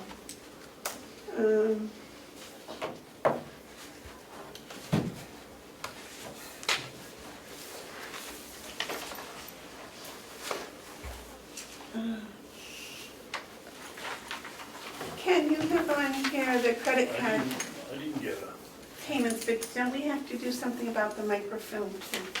Not yet. No, Okay. do you have something about? no, What she's here. no, you don't have anything in front of Oh, you. okay. I don't know what she's looking at, but. All I have here, well, this is about microfilm. That's not quite ready for Right. you yet. Oh, okay. That's fine. So the Registry of Deeds will be offering our customers the use of credit cards in the future. Good. I've looked into a number of vendors who offer services, and a service agreement will need to be signed. I've come down to 2 vendors, and I wanted to talk with you about that and get your feedback. One of them is through the Bank of New Hampshire. It's a vendor called Vantiv. And I called up the bank since they handle all our accounts, and their representative for this firm came and interviewed with me, talked with me, and offered us a nice package. Then I called and spoke with paygov.us, which is a servicer for non-federal governmental agencies. So state and local counties, and got recommendations from 3 of the local New Hampshire offices that use this outfit. So it's a toss-up about who we go with, and I'm asking you for your input. Bank of New Hampshire and PayGov offer the service as the fee is completely paid for by the customer. That there is no county expenditure for using the credit card. Bank of New Hampshire does require an insurance policy for breach coverage, in case there's an inner breach to our computer systems. And how much is that? $19.95 a month. And the fee charged for both of these accounts is based on law. It can be from 0% to 4%. Again, the customer pays for that fee. So I played with the numbers, and to have that Bank of New Hampshire charge, at Bank of New Hampshire, it's a little bit more complicated going with this one. Actually, it's Vantiv, it's not who Bank of New Hampshire uses. This outfit, paygov.us, does not require an insurance policy at all. So I called 3 of the New Hampshire outfits that use PayGov. I spoke with the Sheriff's Department down in Sullivan County, the town of Chichester, and the town of Claremont. And all 3 of them have had very good service from PayGov with no fees charged to them whatsoever. Payco? PayGov. Paygo. Gov, well, like in government. GOV. Oh, government. Gov. I'll pass these. These are the 2 service agreements. Well, I can tell you what I think. Bank of New Hampshire is a solid local institution that is regulated by both the feds and the state of New Hampshire. Is PayGov, unless PayGov has similar oversights, if they're like a banking institution, then they would be an equal. But if they're, I don't know who they are. People can start a website. They can start a website in a boiler room. From Indianapolis, Mark. Yeah, a lot of people from Indianapolis. So I would caution you to, how much have you vetted this company other than Claremont and the other agencies? How solid are they? Well, Can they abscond with the funds, which is not something that Bank of New Hampshire can easily do? there are 5, 6 references that were given to me: Rockingham County Sheriff's Department, Merrimack County Sheriff's Department, Sullivan County Sheriff's Department, Town of Farmington, Town of Chichester, and Town of Claremont. But no registry of deeds. None of the registers are yet offering credit cards. Rockingham County is looking into PayGov right now. They haven't offered it yet. They're also thinking of switching to the same computer system that we're using. And I think it goes hand in hand, these kind of movements, upgrades. Conservative in me tells me go with a bank.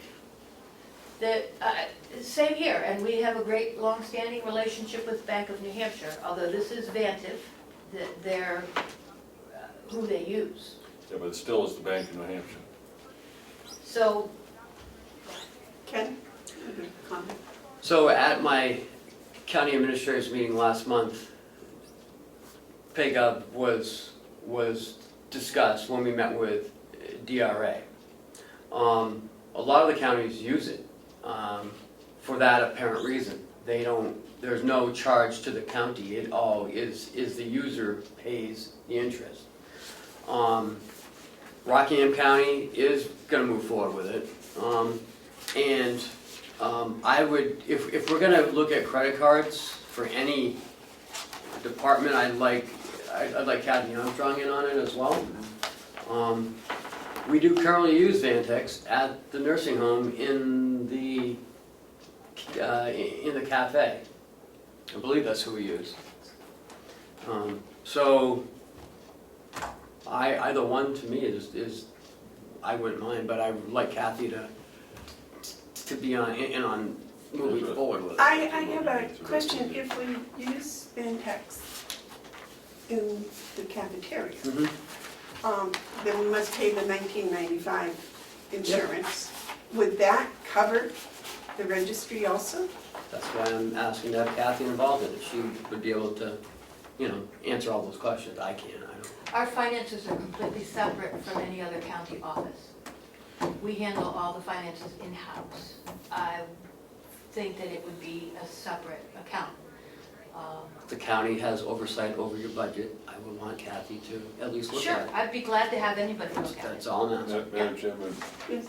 I think what we should do is just table this until Ken has had a chance to review it and come back with a recommendation.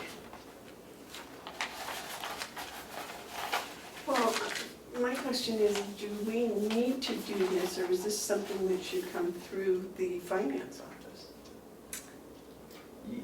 You have to sign the contract no matter what it is. Right. Oh, okay. Well, It's for customer service. We have people at the counter who have to drive to the bank to Right. get $1 to pay for a coffee. Yeah, That's that not doesn't very make good sense. planning on that part. No, that's Drive for true. $1. That's true. But it happens all the time. But it's more of a convenience. It is a convenience, and it's a service to our county. And in today's world, I never have cash. I never have cash. No, Yes, David? I think we should table it, but I want a explanation from A to Z, on file fee, batch fee, voice authority dial pay, ACH/DBA charge fee, application fee, signature merchant location fee. Before we sign any of this, I want to know what it is. All of those except the insurance policy were waived, Well, including it doesn't say that here. including the equipment. I do believe that if you keep looking, you'll find it. A letter or what? It's not scratched out. I'm all for giving customer service, I think that's great, we need to do it, but I want to be doing business with institutions that I think are solid, the most solid. So would we have $20 to, a month isn't, I mean, would we have to pay the $20 a month? Yeah. I've All right. contacted the fellow in charge of Vantiv a number of times, and one of my questions was, would they waive that? And the answer was certainly not. If we already have it? Well, it's a different office. Our finances are totally separate. The cafe finances are totally separate from the registry of deeds finances. I get it, but it's still, it's still county. Well, I suggest that the motion's been made and seconded to table it. I don't think it's a motion, I think it's just something that we should just do, just have Ken bring it back next, Well, I'd like to go another week past next week. yeah, couple weeks. Yeah. I mean, there's no rush on this. There is no rush. Except that. There's quite a lot of stuff here, you're right. Summer brings in a lot of people off the street who want to buy their D copy, and that's what has motivated this, is offering the service to people. And the future is going to be more plastic in my mind. People don't carry cash. Do we not take checks, is that? I do take checks. Oh, Not a lot of young folk have checks. No, I never carry. They have a credit card. And I think it will be well used. I think it will also be used for people wanting, law firms wanting to pay their $1,000 copy fee over the phone with their credit card instead of writing a check. And it's an added convenience. It will serve our clients, customers. May I have the second one too, please? Well, The second one. 24th, it's supposed to be first. 21st, days.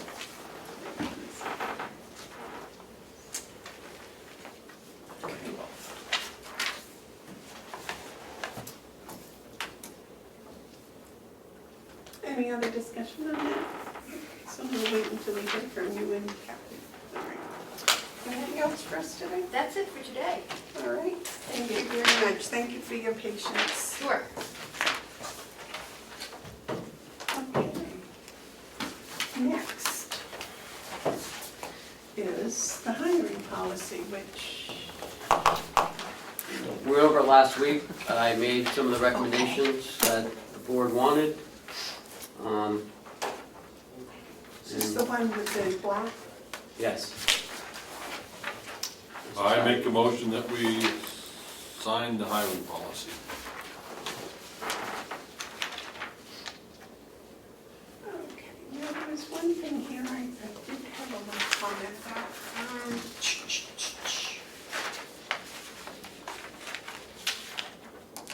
On 10.5, the medical screening. Mm-hmm.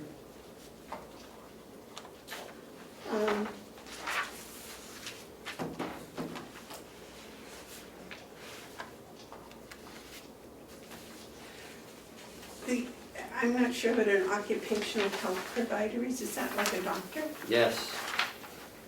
That's who we should be going to. We should be giving them all our job applications, all our job descriptions when the employee goes to the physical or the examination, that they have the job description so that they can see that the employee can do the job. We currently don't do that. I'd like to start doing it. We should be doing it. Now, would that be our doctor or their doctor of choice? That would be our doctor. So we would contract with the occupational down in Wakefield. We don't have one now. No. No, we currently let them go to their own doctor, and we're just not doing it the right way. Oh, okay, so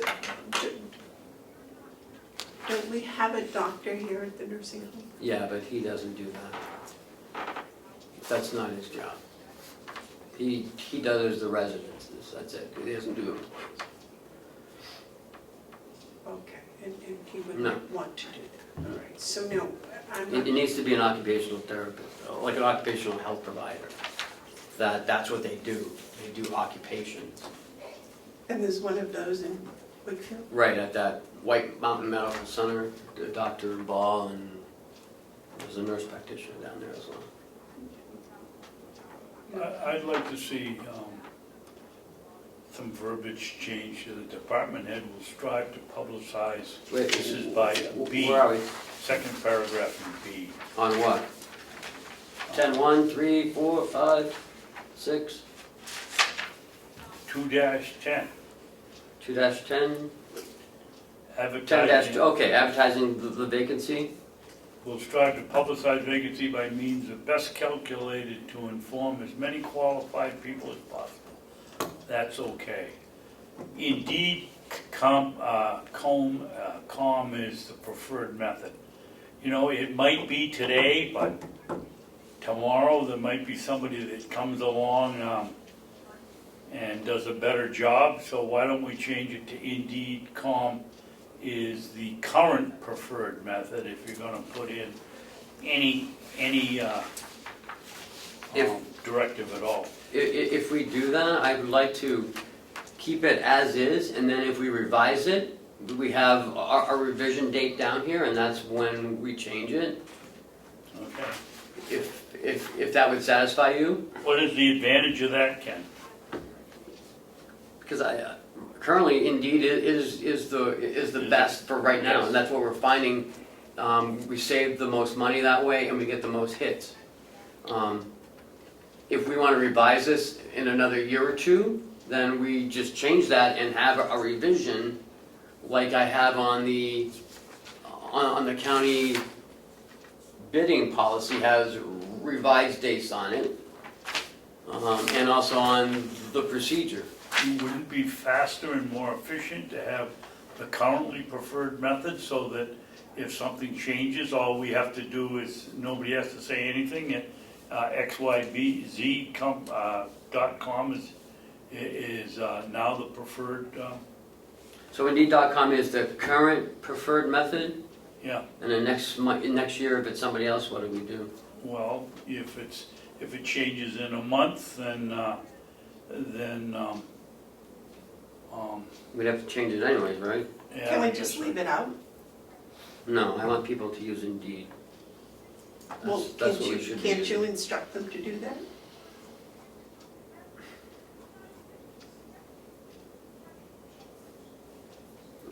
I mean, this is our policy. If you want to change it, that's fine. But I just don't want to close out anybody that comes along and, because we don't move as fast as we should around here sometimes.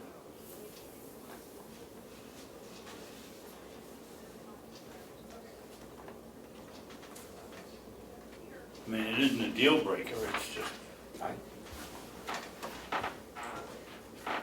it's whatever the board wants.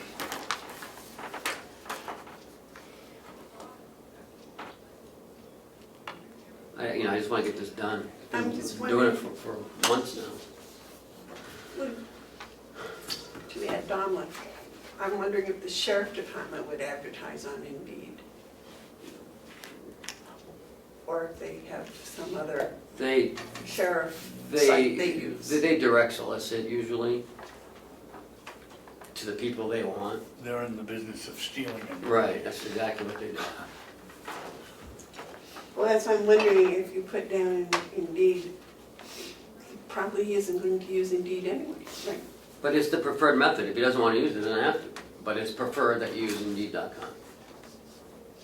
Whereas if you go to the department head and you say, look, I want you to use Indeed.com, that means it's more or less of a directive rather than a, you can if you want to, right?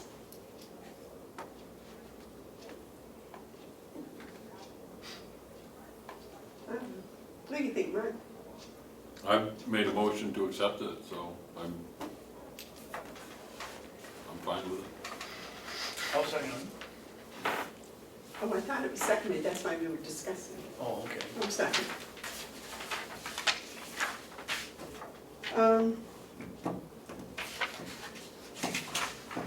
Okay, so I guess the only discussion is whether to add the word current or not? Would that be, Add to the word what? add the word current? Indeed.com is the current preferred method? Yeah, and the motion was to accept this, so that, I'm not gonna amend it, I listened to the reasoning, and it's not a deal breaker, we can change it anytime we want. Yeah, it's written on paper with ink, we can erase and change it at future stuff. I think this is a good one to put to bed. We hammered it around, we beat this horse, so it doesn't have any hide left on it. Okay. It's, Oh, the only thing is finishing this, the doctor thing. Does that need to, isn't there right here at the corner, isn't there a medical facility? They're not an occupational health provider. Veterinarian. That would save us money, wouldn't it? Isn't there a doctor's office Yes. there? It's Huggins Hospital. And the veterinarian. Oh, okay, so, Oh, so it's either or? Yeah, it's their choice. oh my, We wanna get the Best Buy. I don't wanna touch that one. Yes, sir. I thought in this discussion last week that I brought up, and I don't know whether you two agreed to me, that we weren't going to put anybody to work until the criminal record check was, came in and it was negative. It's here. And Where that's is in it there. on here? I read it. Criminal records checked prior to starting their job, it doesn't Right. doesn't say they won't start, I don't think they should start work until they, Applicants are offered a position with the county, shall submit a criminal records check prior to starting their job.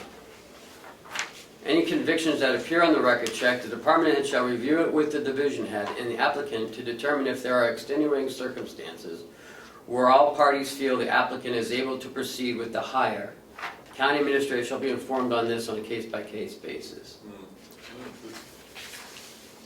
start, I don't know. prior Well, to we- check starting their job. Yeah, and that covers the nursing home because they have to have it before they can start over there, so it would just take care of the whole complex. Yes, Mark? We hire a lot of teachers during the course of a year up in Conway, and of course, they need to pass criminal background checks. So what we do is we hire, and there's always the caveat,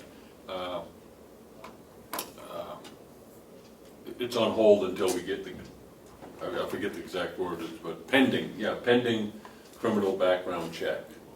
So it's when in you their hire offer letter someone- that way? Huh? It's in their offer letter that Yes. says it's Yeah, pending. and when the school board votes to hire someone, you know, they'll explain the whole thing out. And if they haven't had the criminal background check, it'll say, we recommend hiring them pending criminal background check to keep it moving. Then if the criminal background check comes in and says, ooh, this isn't good, so then it's off the table. Yep. So it doesn't hold up the process, but it doesn't mean that we. But has that person come to work? No, No. no, they can't go to work until they have. Well, that's what I'm trying to make sure we Well, it prevent here. says it right here. I think it does check prior to starting their job. Right, and then it says, if there are extenuating circumstances where all parties feel the applicant is able to proceed with the hire. Right.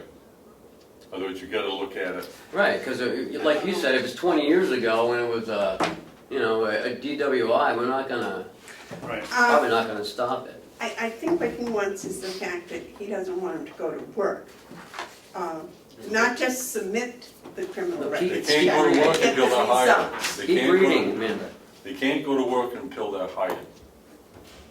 And they're not hired until the background check has been reviewed and noted.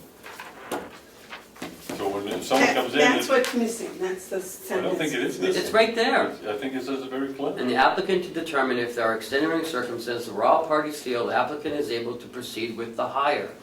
Proceed with the hire.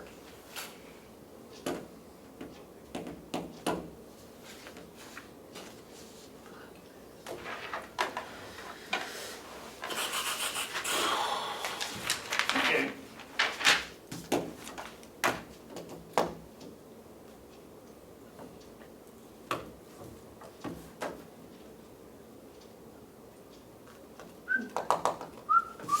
Different phrase.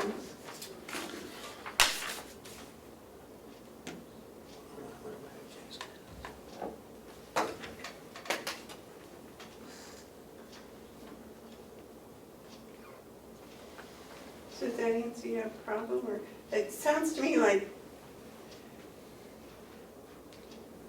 I don't know, that proceed with hire, that's kind of a different way of saying. It's up to you, you're the English teacher. I just don't wanna, I guess it covers it, and we'll probably get some good lawyer that'll find a way around it, but it looks to me like they can't start till the only problem I have is, County shall submit to the criminal records check. Doesn't say anything about, except in the extenuating circumstances part of it, about starting work and without a negative background check. It's all right with me. Okay, any other comments about it? Any other discussion about it? Okay, the motion has been made and seconded to accept the hiring policy. All those in favor say aye. Aye. And those opposed? So Carroll County now has a hiring policy. After how long? A while.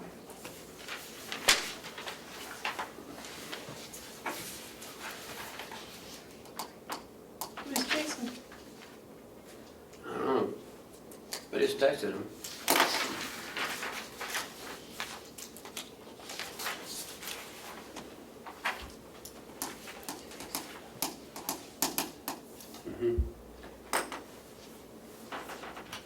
Did Liz check this out? No, we don't have lawyers look at policy.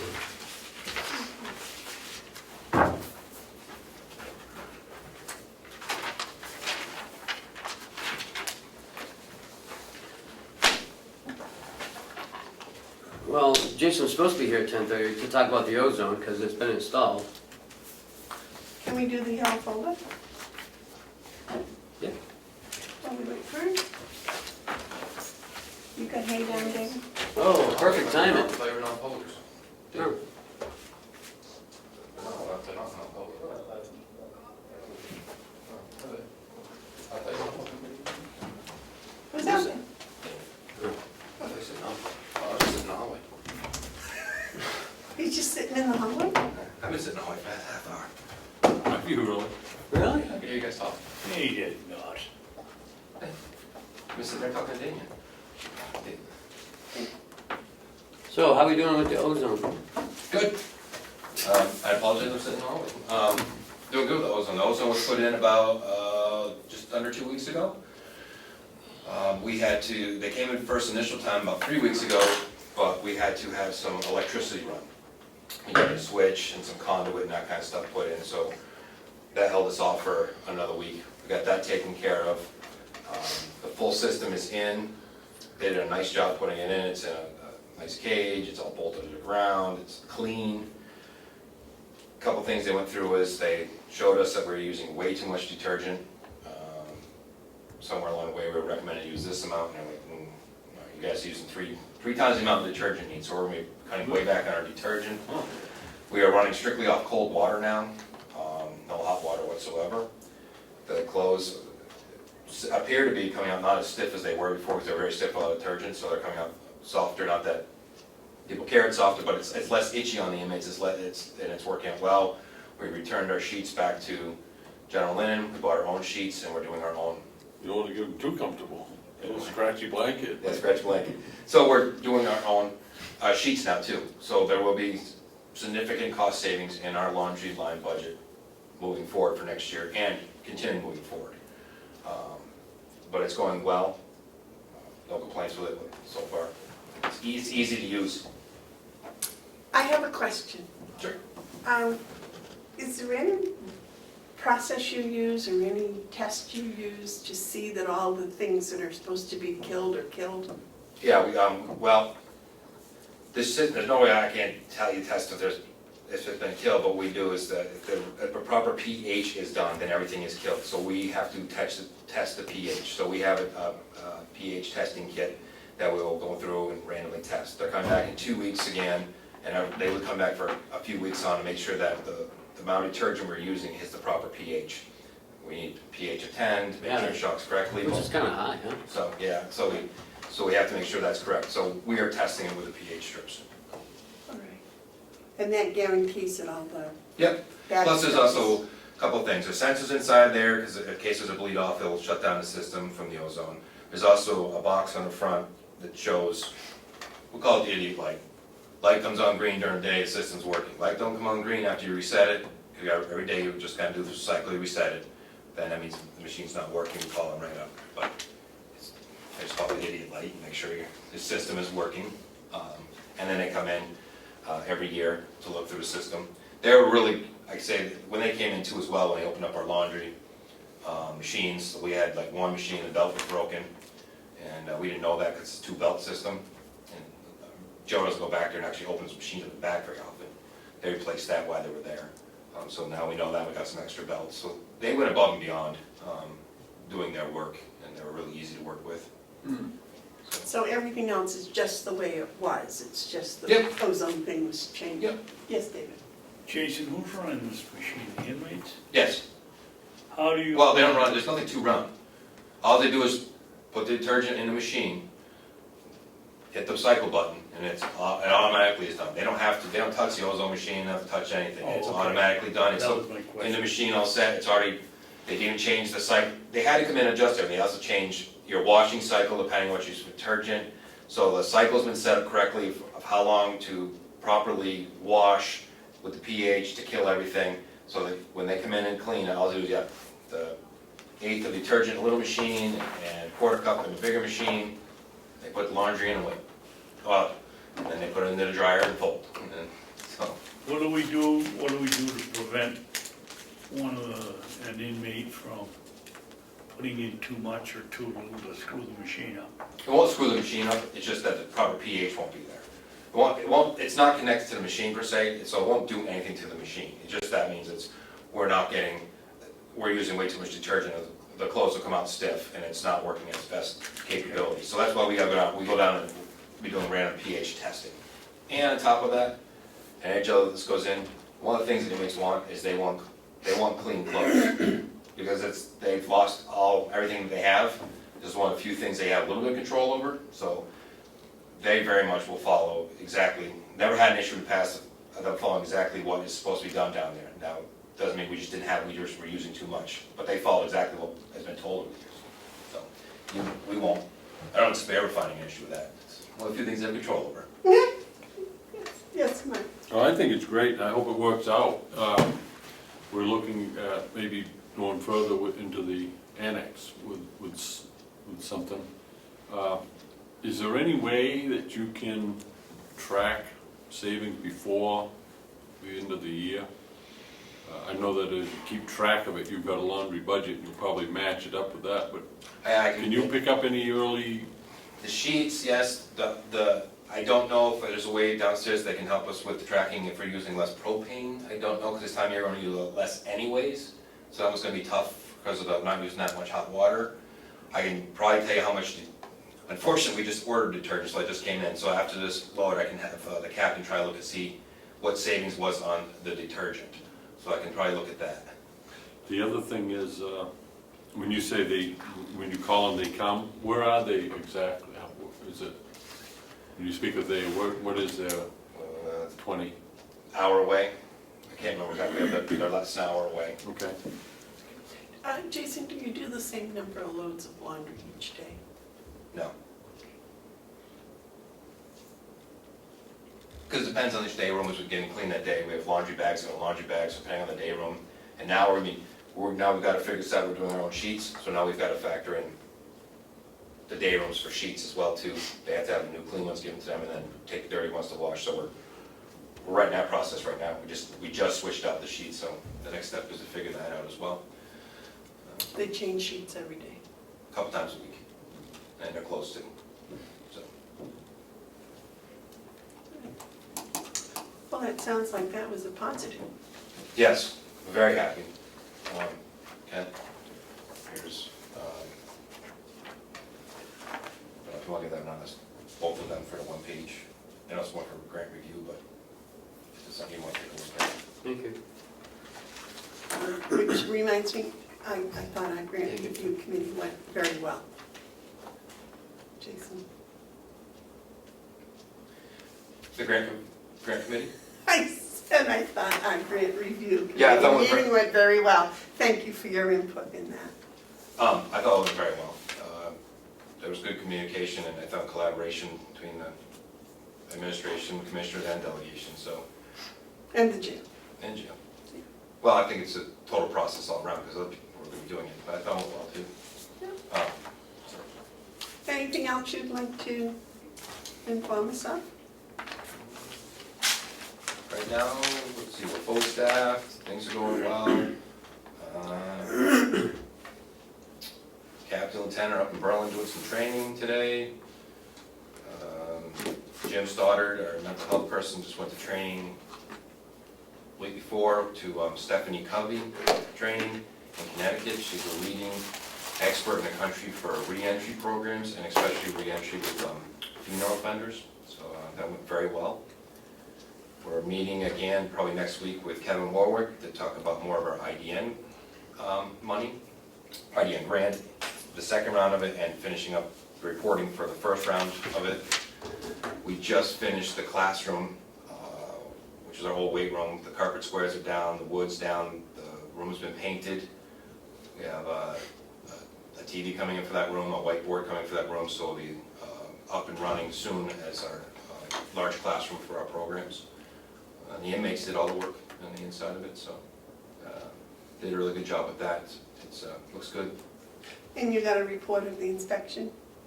Yep. Should have a copy of it, right? I do.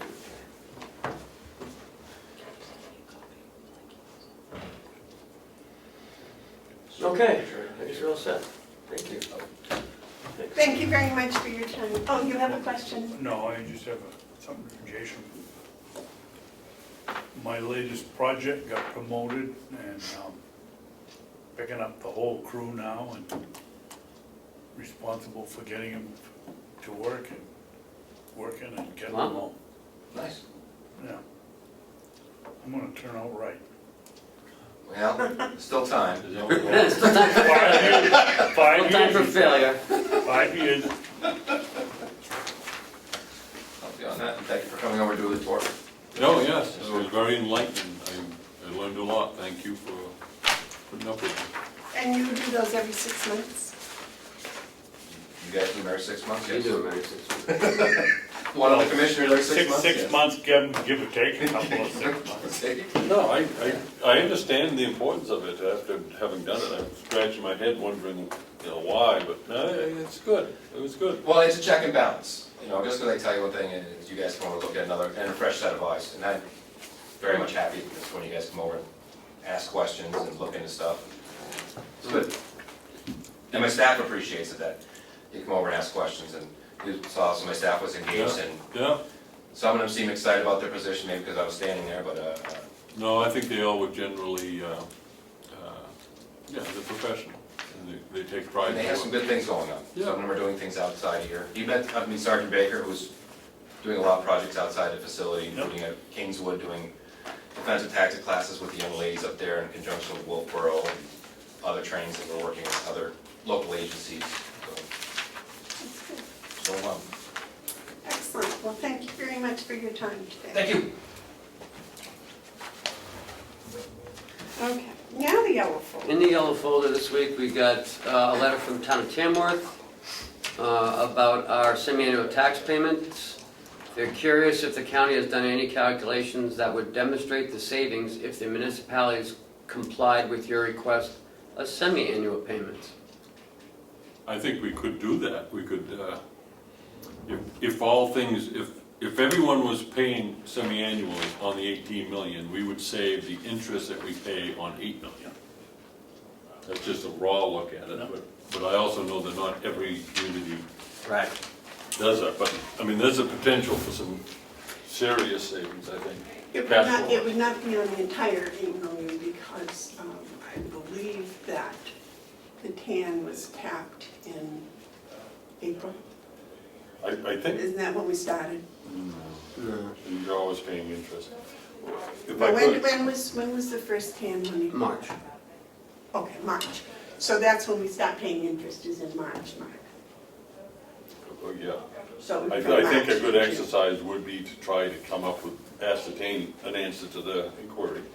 I think that's a legitimate Question. Now they got one from Albany that says they only collect it once a year. But then But they commend us for coming up with a creative idea, which in turn will save tax dollars to all property owners in the county. Right. I So got what you see probably is those towns that are doing annual billing will benefit on their taxes because their county tax would go down and it doesn't impact their cash flow anyway. Right. So Albany's letter is noteworthy. I got a call from Eaton Tuesday, so I returned the call, and they think it's a great idea, and they're gonna send us a check. Wow, that's the best response yet. They just wanna know how much they need to send us. Is Sorensen gonna sign the check? I believe all 3 selectmen said it was a terrific idea. How about some Sorensen talking about it? Yep. So why don't we send them, tell them it's about 50% of what they would pay us in December? Okay. I believe that was one of the ladies I spoke with Right. up at the Primex convention. I also think we ought to take a moment and thank Eaton for stepping up and doing something. I think that's wonderful. They see it, Albany sees it, Tamworth is asking questions. I don't know if you got the letter from Conway yet, but I was at that meeting and I don't think they're opposed to it, they just, maybe because of the nature of the size, was hoping that it wouldn't be in this year's budget, it would be starting next year. But you haven't got that letter yet from Conway. I haven't read it, no, I haven't read it to you. Have we got a letter from Freedom yet? Yeah, we got it last week. Okay. So I think we can just wait until all the letters come in, then we make that. Yeah, I'm still waiting for Molten Borough, Wolfboro, Ossipee, Wakefield. Sandwich, Bartlett, No, Sandwich already sent it in. They only collect it once a year. okay, Bartlett, Bartlett sent it in, once a year, yes. Jackson, Jackson we got last week. yeah. They said no, Yeah, they said they only do it once a year as well. okay. I thought there were Hales only does less. two towns in Carroll County that didn't collect twice a year. We're finding this to be. And that's not true. Right? Yep. And those towns that aren't collecting will benefit. Yeah. Those towns that aren't collecting taxes twice a year will benefit. Sort of like the Tamworth police situation in New Jersey. Received a report from Frank McCarthy on the Grant Review Committee. He is recommending it when we get to the, I just have it. Oh, it's right here. When we get to the delegation meeting. Can pay for the money with the money they save from not.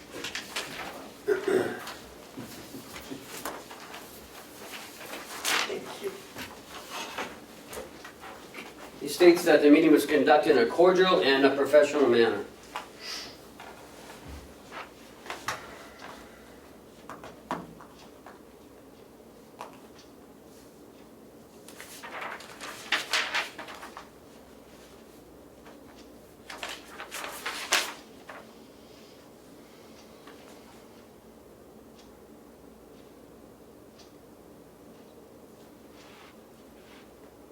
Have we gotten any more grant applications?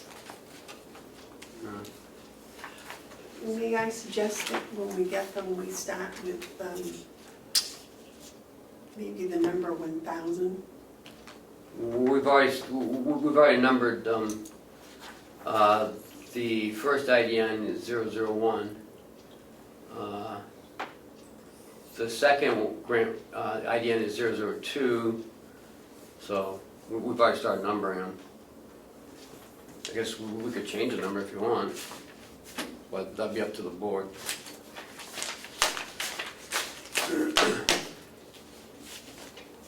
Well, maybe we could go 1,001, 1,002 for those two numbers? Well, whatever you guys want. I don't care.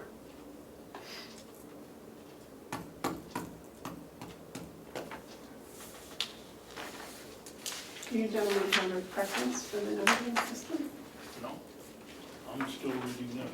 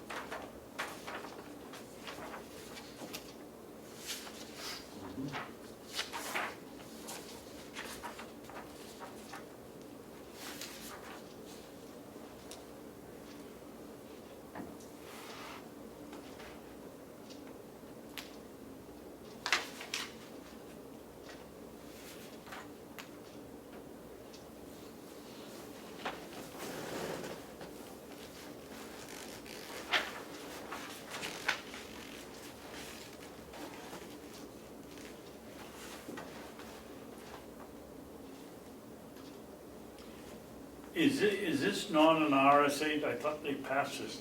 No grant shall be accepted by any Carroll County Commissioner or department head elected or appointed without specific written authorization of the county convention.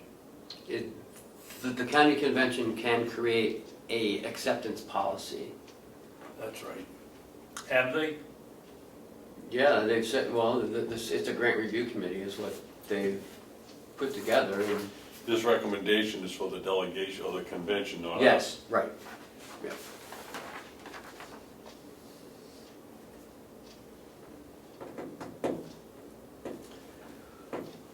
Also, were the, Mr. McCarthy and Mr. Nelson, were their transportation put in that day? I don't know. How do I, as chairman, should I do that? No. I would have to check the RSA. I believe they do qualify for it. What was your question, Mike? And he has asked me to make sure that happens, so I will. He just needs to sign for it. What was your question? Transportation for special meetings. I was asking what the procedure was, whether it's the chairman puts it in, or whether individuals do it or whatever. So Ken said he was going to take care of it, so I won't worry about it. Okay. Any comments on the report? I think it's a fine job. I have no problem with it. You get more confidence from the delegation, it makes it easier to do business.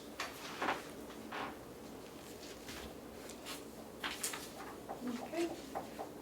Is that all there's? Did they go, I thought the review committee was going to take the grant and study the grant and come back with obviously we got a recommendation, but did you people read the grant, look it over, page Yes. by page? Yes. Yeah, Not at the committee, last but we bullet. had it ahead of time and we went over it and asked any questions. The last bullet was the one that I was the most interested in, actually.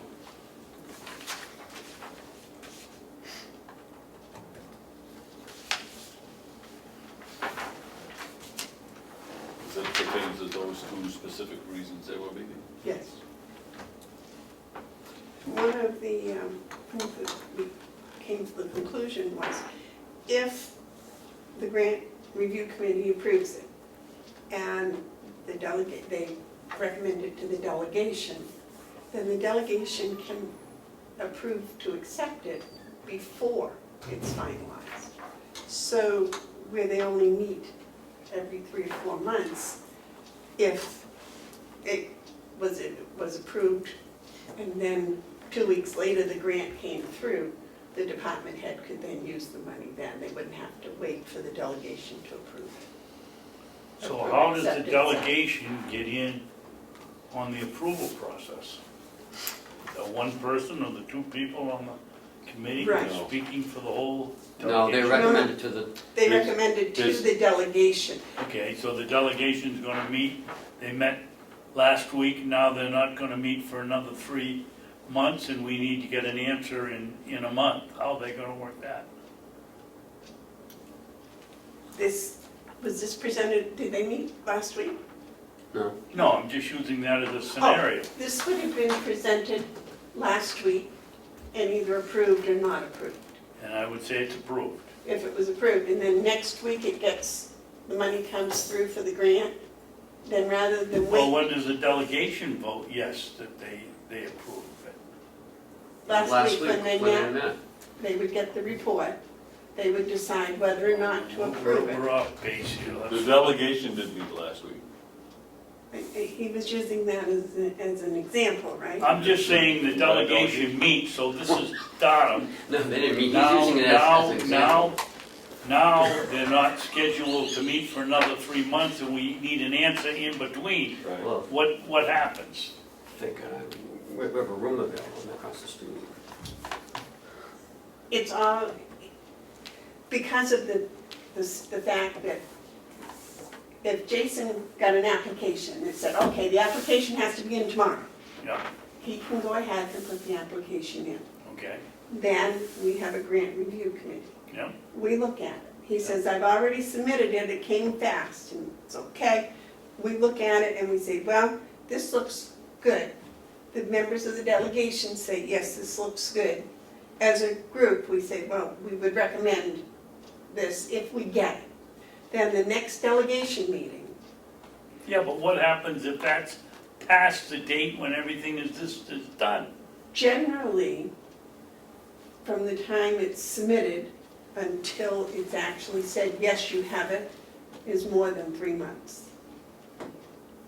Okay, So it goes before the delegation the next time they meet. well, I understand that if it's 3 months, because that's time enough to get it in there and do it, but, Because they don't have any say on the application process, only the acceptance part. right. And they'll say, if we should get it, if Jason should get this money, we approve it. You may take it right then. So then next week, the money comes in, Jason can take it. He doesn't have to wait another 3 months. No, that's not right, that's not what it says. It says that no one can take it until it's been accepted. I think Commissioner Babson's right. And may I use that board? Want to show you something? Instead of using words, we'll do an illustration. Right. I've noticed you've been working on your cartoons here. Yeah, well, I do. Okay, if you have application review, and then you have grant award.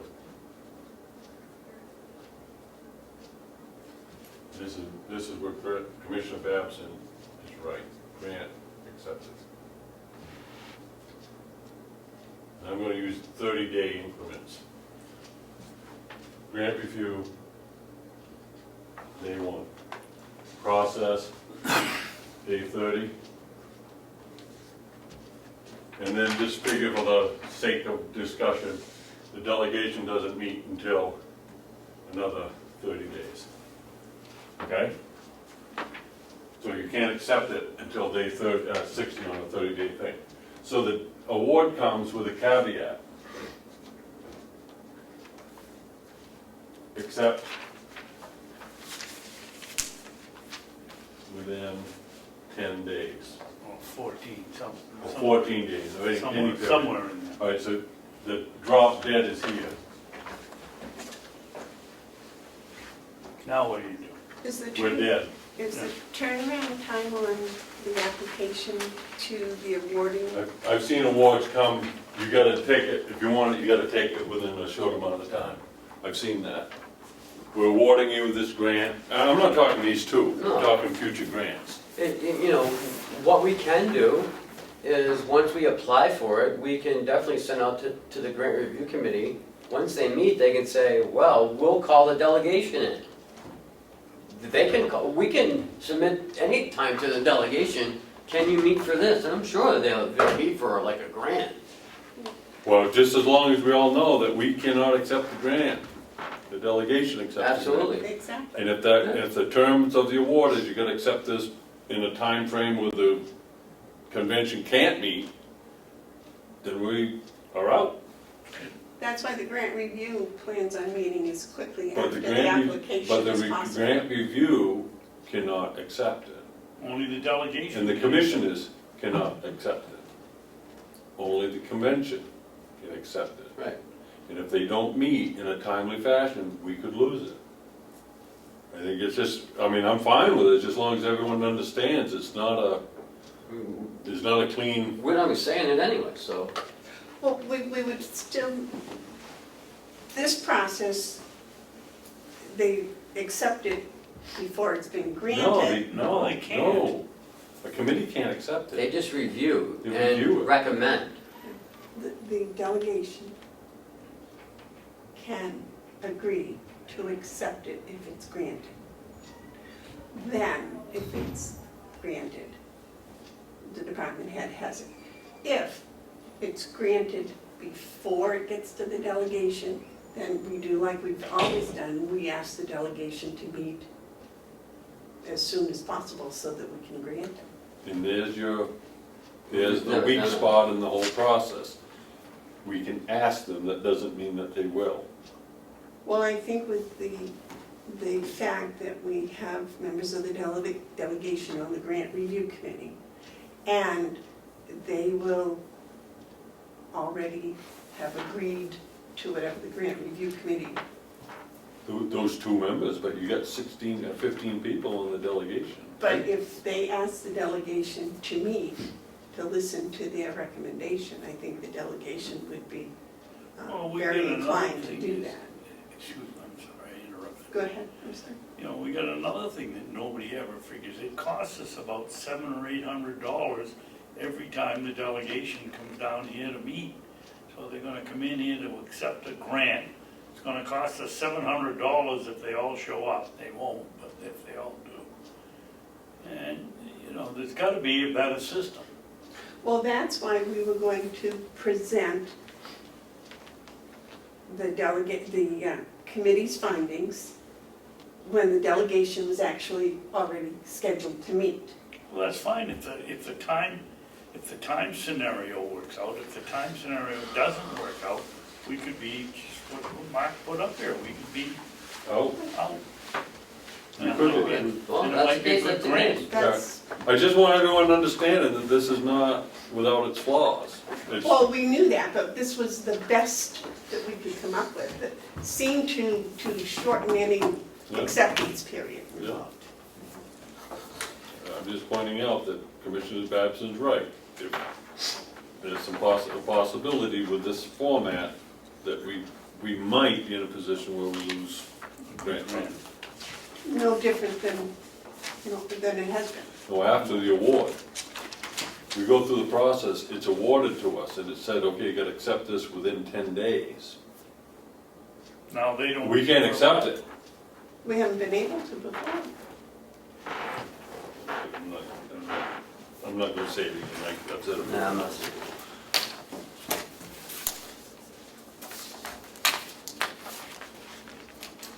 Anything else in the yellow folder? No, So are we done? I have some updates if you'd like to hear them. Oh, I'm sorry. I'm all is. Saturday was the Popper Cemetery monument dedication. I counted 75 people there. It's huge. It was a very moving experience. Did the press cover it? Melissa Siemens was there. Sure, good. MJ had her son playing the violin and her daughter playing the banjo and her daughter-in-law singing. They were great, by the way. They're all accomplished musicians, classically trained.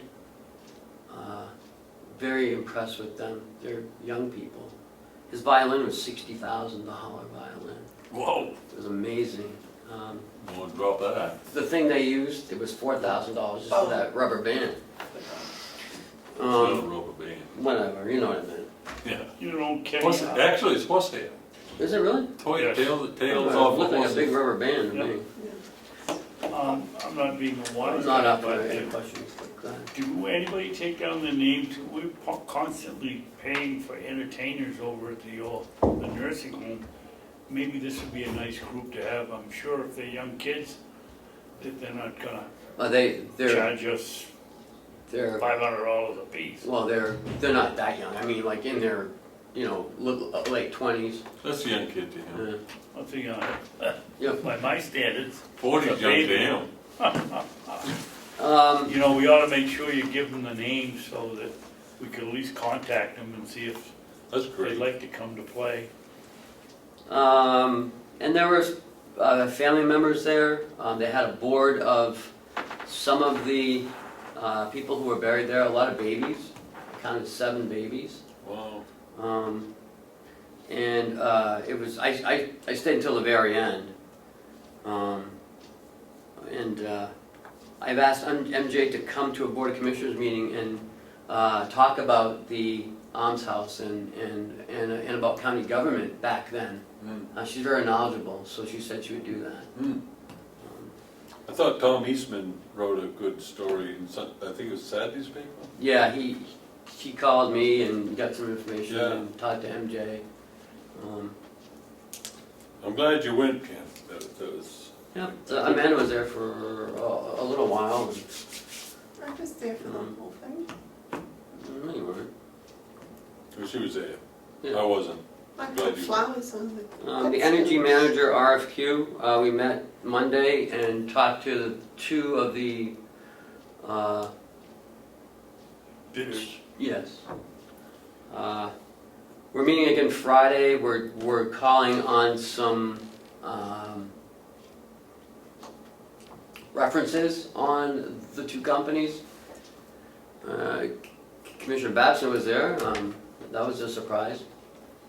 Very interesting, very, both companies can definitely do the job. Just whatever the references come back. We're gonna meet again Friday morning and we'll come back next week with our recommendation. I know we were trying to do it this week, but we really wanna, call out references and make sure we're getting, the best company that we can get. Glenn Cordelli's been a big help in this process, asks a lot of good questions, he takes really good notes, and You gotta give the gentleman credit. He does his homework. does his homework. He does a good job on that, yeah, he really does, and I'm glad he was there. Is the meeting on Friday open to the three commissioners No. also?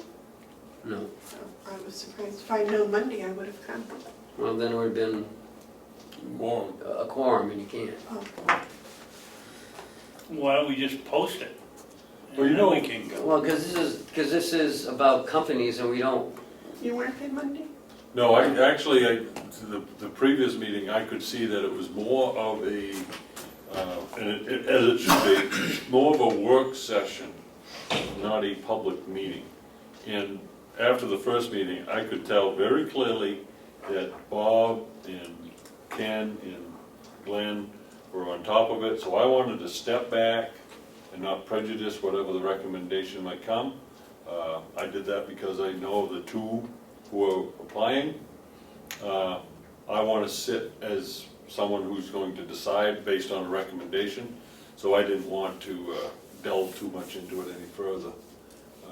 I think that things like that going forward should be considered work sessions, not so much a committee process. I don't think it's really committee work. But I do appreciate everyone joining in the work session. I think you still have to post it if it's a work session, you don't? no. No, because it's internal. I mean, we're sort of like, we crashed the party, on the management side. I think it worked well. I wanted to see how RFQs would be handled. And I saw in that first meeting, I like how they're being handled. I do think, however, that work sessions are not committees. And on these big projects. I don't mean that for the same as on the grant review. I think that is clearly a committee. The grant review process, committee, I think that is a committee. This thing that Frank was talking about. But I think the RFQs and looking at bidders and interviewing people, I don't think that's the same thing as a public meeting.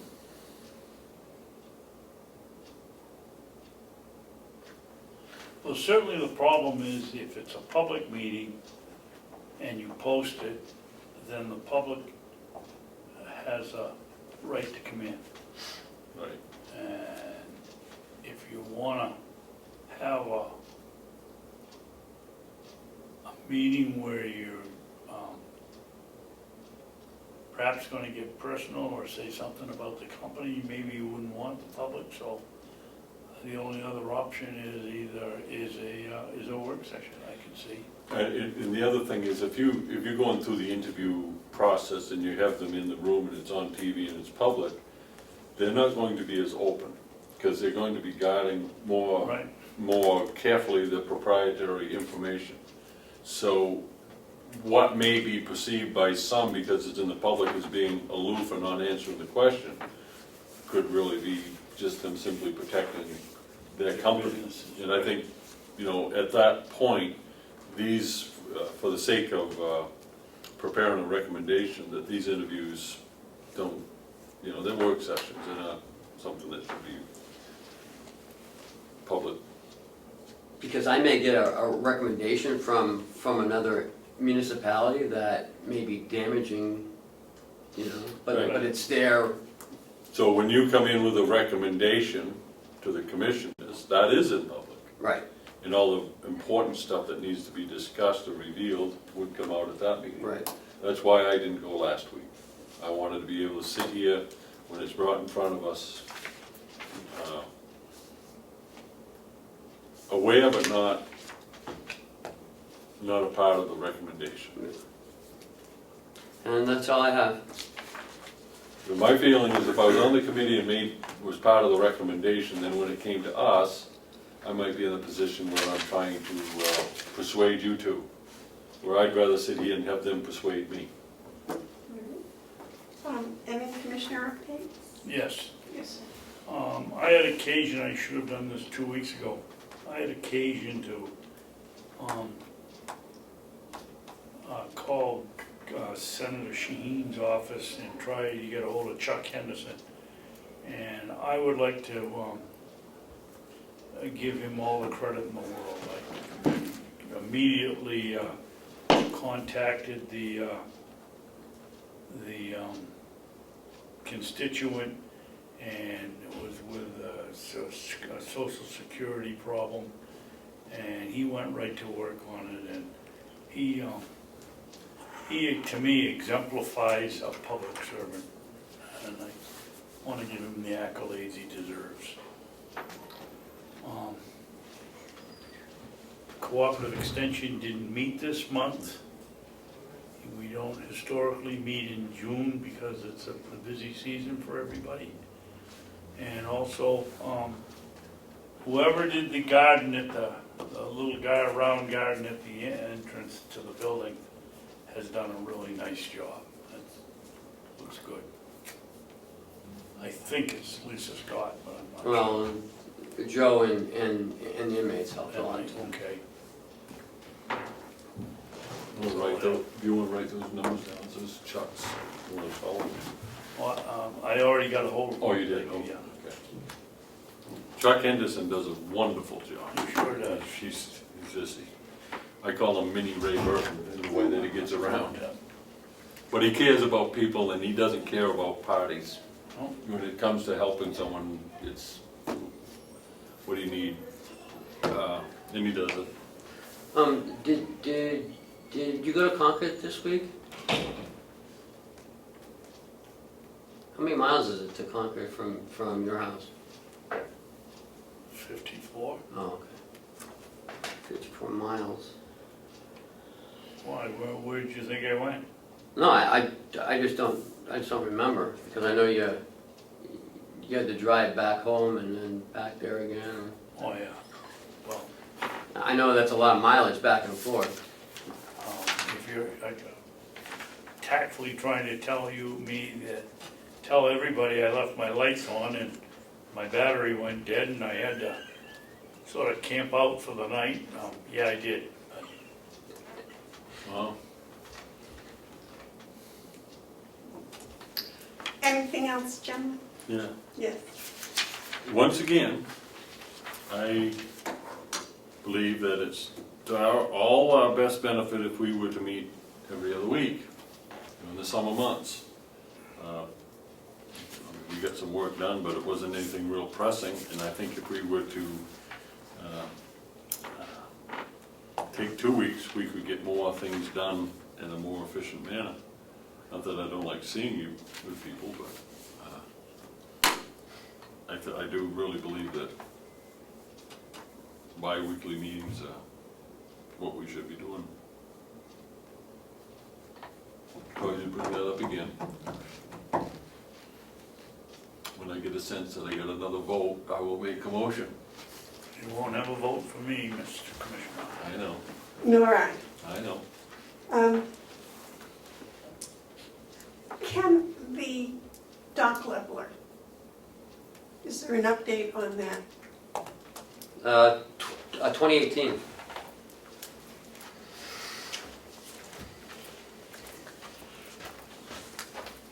I thought we had talked about doing it this year.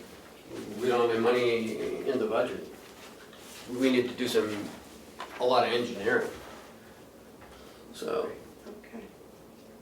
we do have the money in the budget for the dock leveler, but we're gonna encumber that. Okay. Because it just makes no sense to to replace the dock level if we don't change the way the trucks pull in there. Well, I thought that, my recollection was that there was a light pole had to be moved and some drainage changed and, And some paving done, and that costs money. We don't have it in the budget. okay. Then we can't use the money for the dock leveler itself to do that.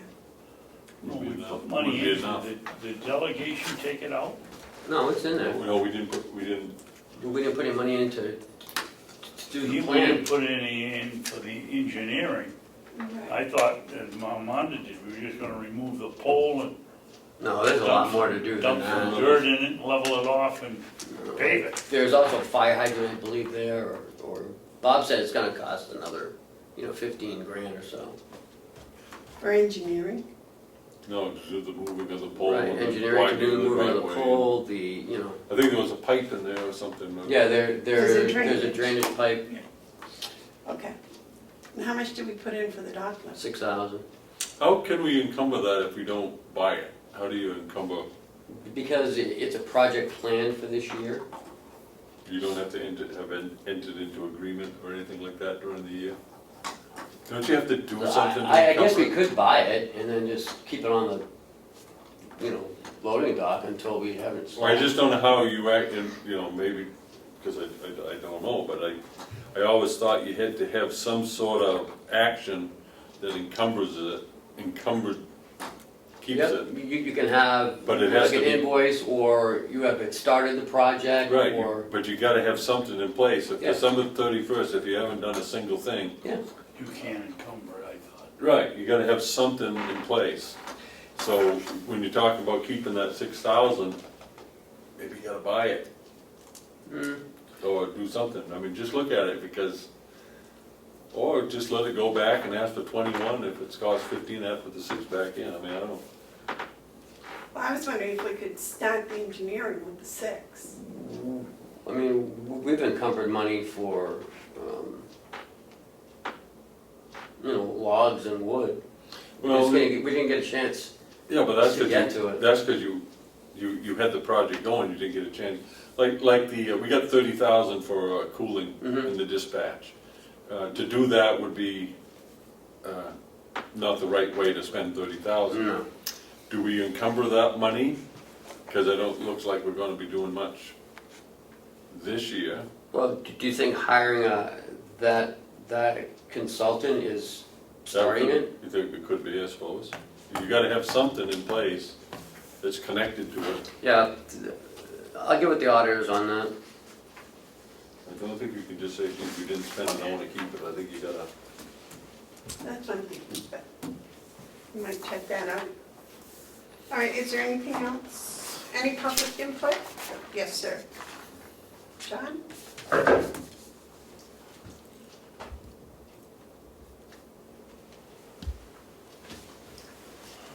Here we go, John, Park and Broad, Ossipee. Grant monies, where do we suppose they actually come from? Those funds were once in your care, but I think you handed them over under false pretense because of, say for instance, the federal government handled the monies that they were given properly. They wouldn't have monies to offer in grant proceedings. So there is a false pretense, and there's already contingencies on those funds because you continue to make that federal government even larger and more powerful over the people. And to me, that's an upside down factor. It doesn't need to exist, and we need to stop doing this, to empower that. Secondly, the office of sheriff, he has the very same constituents that you yourselves have. And he is serving the public the best way he knows how, in a way he feels the constituents need him to function. He's offered to do this service for the town of Tamworth free of charge. Why? Because he's being paid already as part of the county. To have him charge otherwise is double dipping of the taxpayer's pocket. I think what he's doing is doing just and right. And furthermore, to impose your personal opinions upon the office of the sheriff, I think is wrong. Personal opinions for the office of commissioners has no place, because you're not serving the public by personal opinion. You don't really want to create a bureaucracy driven by Nazi ideals, do you? We need a billboard in here that says constituents, serving the public, not self-serving. Thank you. Thanks, John. Any other public input? All right, we have non-public. Yes. Now, gentlemen, is there anything else that you wish to bring up in public before we go to non-public? No, No. nothing else. All right, I'm gonna hold you to that. No, you won't have to, I'll hold myself to it. Okay. Mr. Babson, would you read us into non-public, please? Have some more cookies, guys. I make a motion, we go into non-public session 1 on the RSA 91A.3, paragraph 2, parentheses C, matters of which discussed in public would likely affect adversely the reputation of any person. Second. All those, Roll call. roll call. Commissioner Hounsell? Yes. Commissioner Babson? Yes. Commissioner Bevard? Yes. Ken, how long is this gonna be? 5 minutes? Would you like to wait in the hall while we finish this up? He said about 5 minutes, please. Good. Thank you very much, John.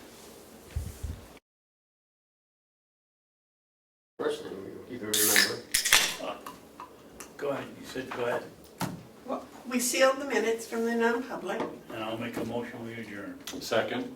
All those in favor of adjourning? Aye. Aye. You're out of here. Thank you.